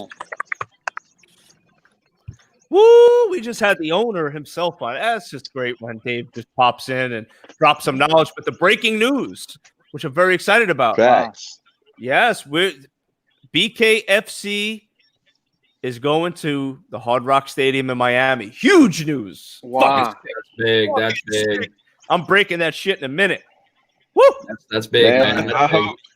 I hope Maxwell versus DS2 is on that card because I'd I'm like ready to see for it. I'll be there, bro. You know what? I think I'm going to wear a pink blazer that night. Not to show up Jeff Houston because I can't. Jeff Houston's the best. But I'm going to be behind. I won't be on TV. I'll be behind the scenes. It won't matter. As much as I'm looking forward to that event, man, outdoors at that time in freaking South Florida, man, I'm going to sweat my fucking balls off, man. I will, but you know something? Regardless, people would say, hey, why don't you dress a little lighter? Fuck that. I don't need to dress lighter, man. I don't change that around, man. I will suffer for the sport. I mean, what my suffering is nothing compared to what the fighters do when they step into there and everything. So the last thing I'm going to do is bitch and whine about a little heat. Fuck that noise, man. We're going to have a good fucking time, man. I even hope that Dan Marino is there. Right. Let's have Dan Marino there freaking ringside, man. Oh, that'd be cool as hell. Oh, I'm sure man. I'm That'd sure be dope as hell. there's going to be some celebs ringside. I got a funny feeling for that one. Jeff, you're a true pro, bro. Fucking love you, dude. I certainly try, guys. But listen, guys, unfortunately, I got to bounce because I got a very early flight out to Wichita tomorrow. But just like Dave said, man, for all of those who are watching tonight, man, BKFC 11 this Saturday in Trust Bank Arena, Wichita, Kansas, bareknuckle.tv. Definitely check with your pay-per-view availability. Also on Fight TV. I believe the prelims start at 7:30 Central. And our 7:45. 7:45. Yeah. Well, the pre-show starts at 7:30. The first fight is at 7:45, and then we go live worldwide on pay-per-view and Fight TV at 8 p.m. Central. Yeah. So we got that going. We also got, of course, our final press conference, which is going to be going down tomorrow. I wish I had the name of the Ford dealership that's going to be going down, but it's off what rocket for me, bro. Let me pull it up. Sorry, dude. It's on West Kellogg because that's one of the main streets in Wichita because it's the same street that the hotel is at for the weigh-ins. Mel Hamilton? Mel Hamilton. Yeah, Mel Hamilton Ford on West Kellogg. That's going to be at 4 p.m. Central. Yeah. And then we've got the official weigh-in and face-offs, which are going to be going down at the Wyndham at I believe 3 p.m. Central on Friday. And then, of course, main event at the Trust Bank Arena, man. It's just going to be an awesome. And you never know what's going to happen in a new state, but the way that the Kansas Athletic Commission has been embracing BKFC has just been remarkable, man. So I think it's going to be awesome. But, guys, everybody on here, lovely, lovely stuff. Jabberwocky Joe, I think I have given you your official title. Hashtagging that shit right now. I think you should, sir. Brian, always a pleasure, brother, man. Keep rocking those red rims. Sir, thank you. That is your trademark. Don't you ever lose that. Absolutely. All right, Dad, I'm going to tell you, man, I'm the same way about Dave. I cannot wait to rock out in your restaurant, man. It looks very copacetic. I've heard nothing but good things myself, so I am definitely going to be a regular when I come down in that region. Guys, once again, beautiful stuff. Take care. Guy thing, man, having an awesome time. We'll see you in Wichita, guys. All right, brother. Thank you, Jeff. Yes, sir. Safe flight, brother. Safe travels. Thank you, brother. You got it. Guys, and Dat and Brian, I want to thank you guys as well. Any closing words from you guys before we close out the show? Hey, I just want to give a big shout out. Oh, my bad, Dat. Go ahead, bro. I just want to thank everybody who's tuning in to watch. Just tune in to the next one. I'll be buying the pay-per-view, so you guys don't want to miss that. Thank you for everybody who's watching and listening. And thank you, Joe, for always putting on a great podcast here. Thank you, Joe. It's my pleasure, Dat, and thank you for being a part of it, bro. Always a pleasure to have you on, man. All right, guys. I'll talk to you guys soon. Take care. All right, Dat. Take care, brother. Yeah, me, same thing, Joe. Thank you for having me. Shout out to everybody watching. Shout out to my sponsors. Shout out to new fans. Like, I'm still... Hey, my stock has grown. I'm growing right now. A lot of people are blowing me up, and I got you to thank for that. You know, that first time I came on here, and I shared your stuff, and just like the Insider Combat, like y'all two are the main podcasts that I've been on a lot, and I want to thank both of you guys because y'all definitely grow my fan base a lot. I've got fans that I never thought I would have, and it's fucking awesome. And big shout out to Dave Feldman and the BKFC team and all my sponsors, my teammates, my family, everybody. And you most definitely, because every time I come on here, I win something. But I let y'all live y'all's best life tonight. I let everybody live their best life tonight and didn't win nothing. Yeah, you're the man, bro. You're probably going to win something eventually. Something's going to pop up from this podcast that you're going to win, bro. It's only a matter of time. You already know. But thank you, man. Seriously, always a pleasure to have you, bro. Always a pleasure to have you part of the conversation, talk to you, man. And we'll see you soon for sure. Yes, sir. Thank you for having me once again. Big shout out to everybody watching. Y'all make sure y'all share this, tag people. BKFC 11 is this weekend. Fight TV, Bare Knuckle TV. Make sure y'all watch that. The co-main and the main event, and plus all the fights will be lightning. So y'all watch that. Damn right, brother. Thank you again, Brian. Thank you, sir. You got it, man. Take care. So that's a wrap, everybody. That's it. I mean, it was wild. Almost 3 hours straight of bare knuckle talk. I mean, we got video footage. We got the owner himself, Dave Feldman, on the podcast. I love Dave, great guy. And man, I mean, everybody. Shout out to everybody that came on the show: Jeff Houston, Dakota Cochran, Josh Burns, Caleb Harris. You know, the new guys that are stepping up. You know, amazing. Joe Wilkes. I mean, I'm sorry if I'm not mentioning any names. I just got to go to the bathroom, guys. I hope you can understand it. But seriously, I had a great time. Great show. Absolutely amazing. I mean, I love doing these. Fight week is my favorite fucking week of the month. It's just so much fun. But do me a favor, follow me at A Guy Think Podcast. Check out the website, guythinkpodcast.com. Subscribe, helps me grow the show. And the new latest and greatest of Bare Knuckle News, Bare Knuckle Freak. Subscribe all over social media. Please do me that. Guys, thank you so much. I really got to go to the bathroom. It's been a fun show. BKFC 11's coming up this Saturday night. You heard it first, 7:30 p.m. from Jeff Houston himself, Fight TV. Check it out. The best combat sport in the world. My pleasure to host this show.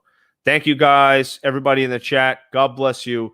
And if you're traveling to Kansas or you're traveling anywhere, be safe. Coronavirus, buy toilet paper, stay in your house, shut the hell up. It's going to be fine. It'll pass over. God bless. Take care.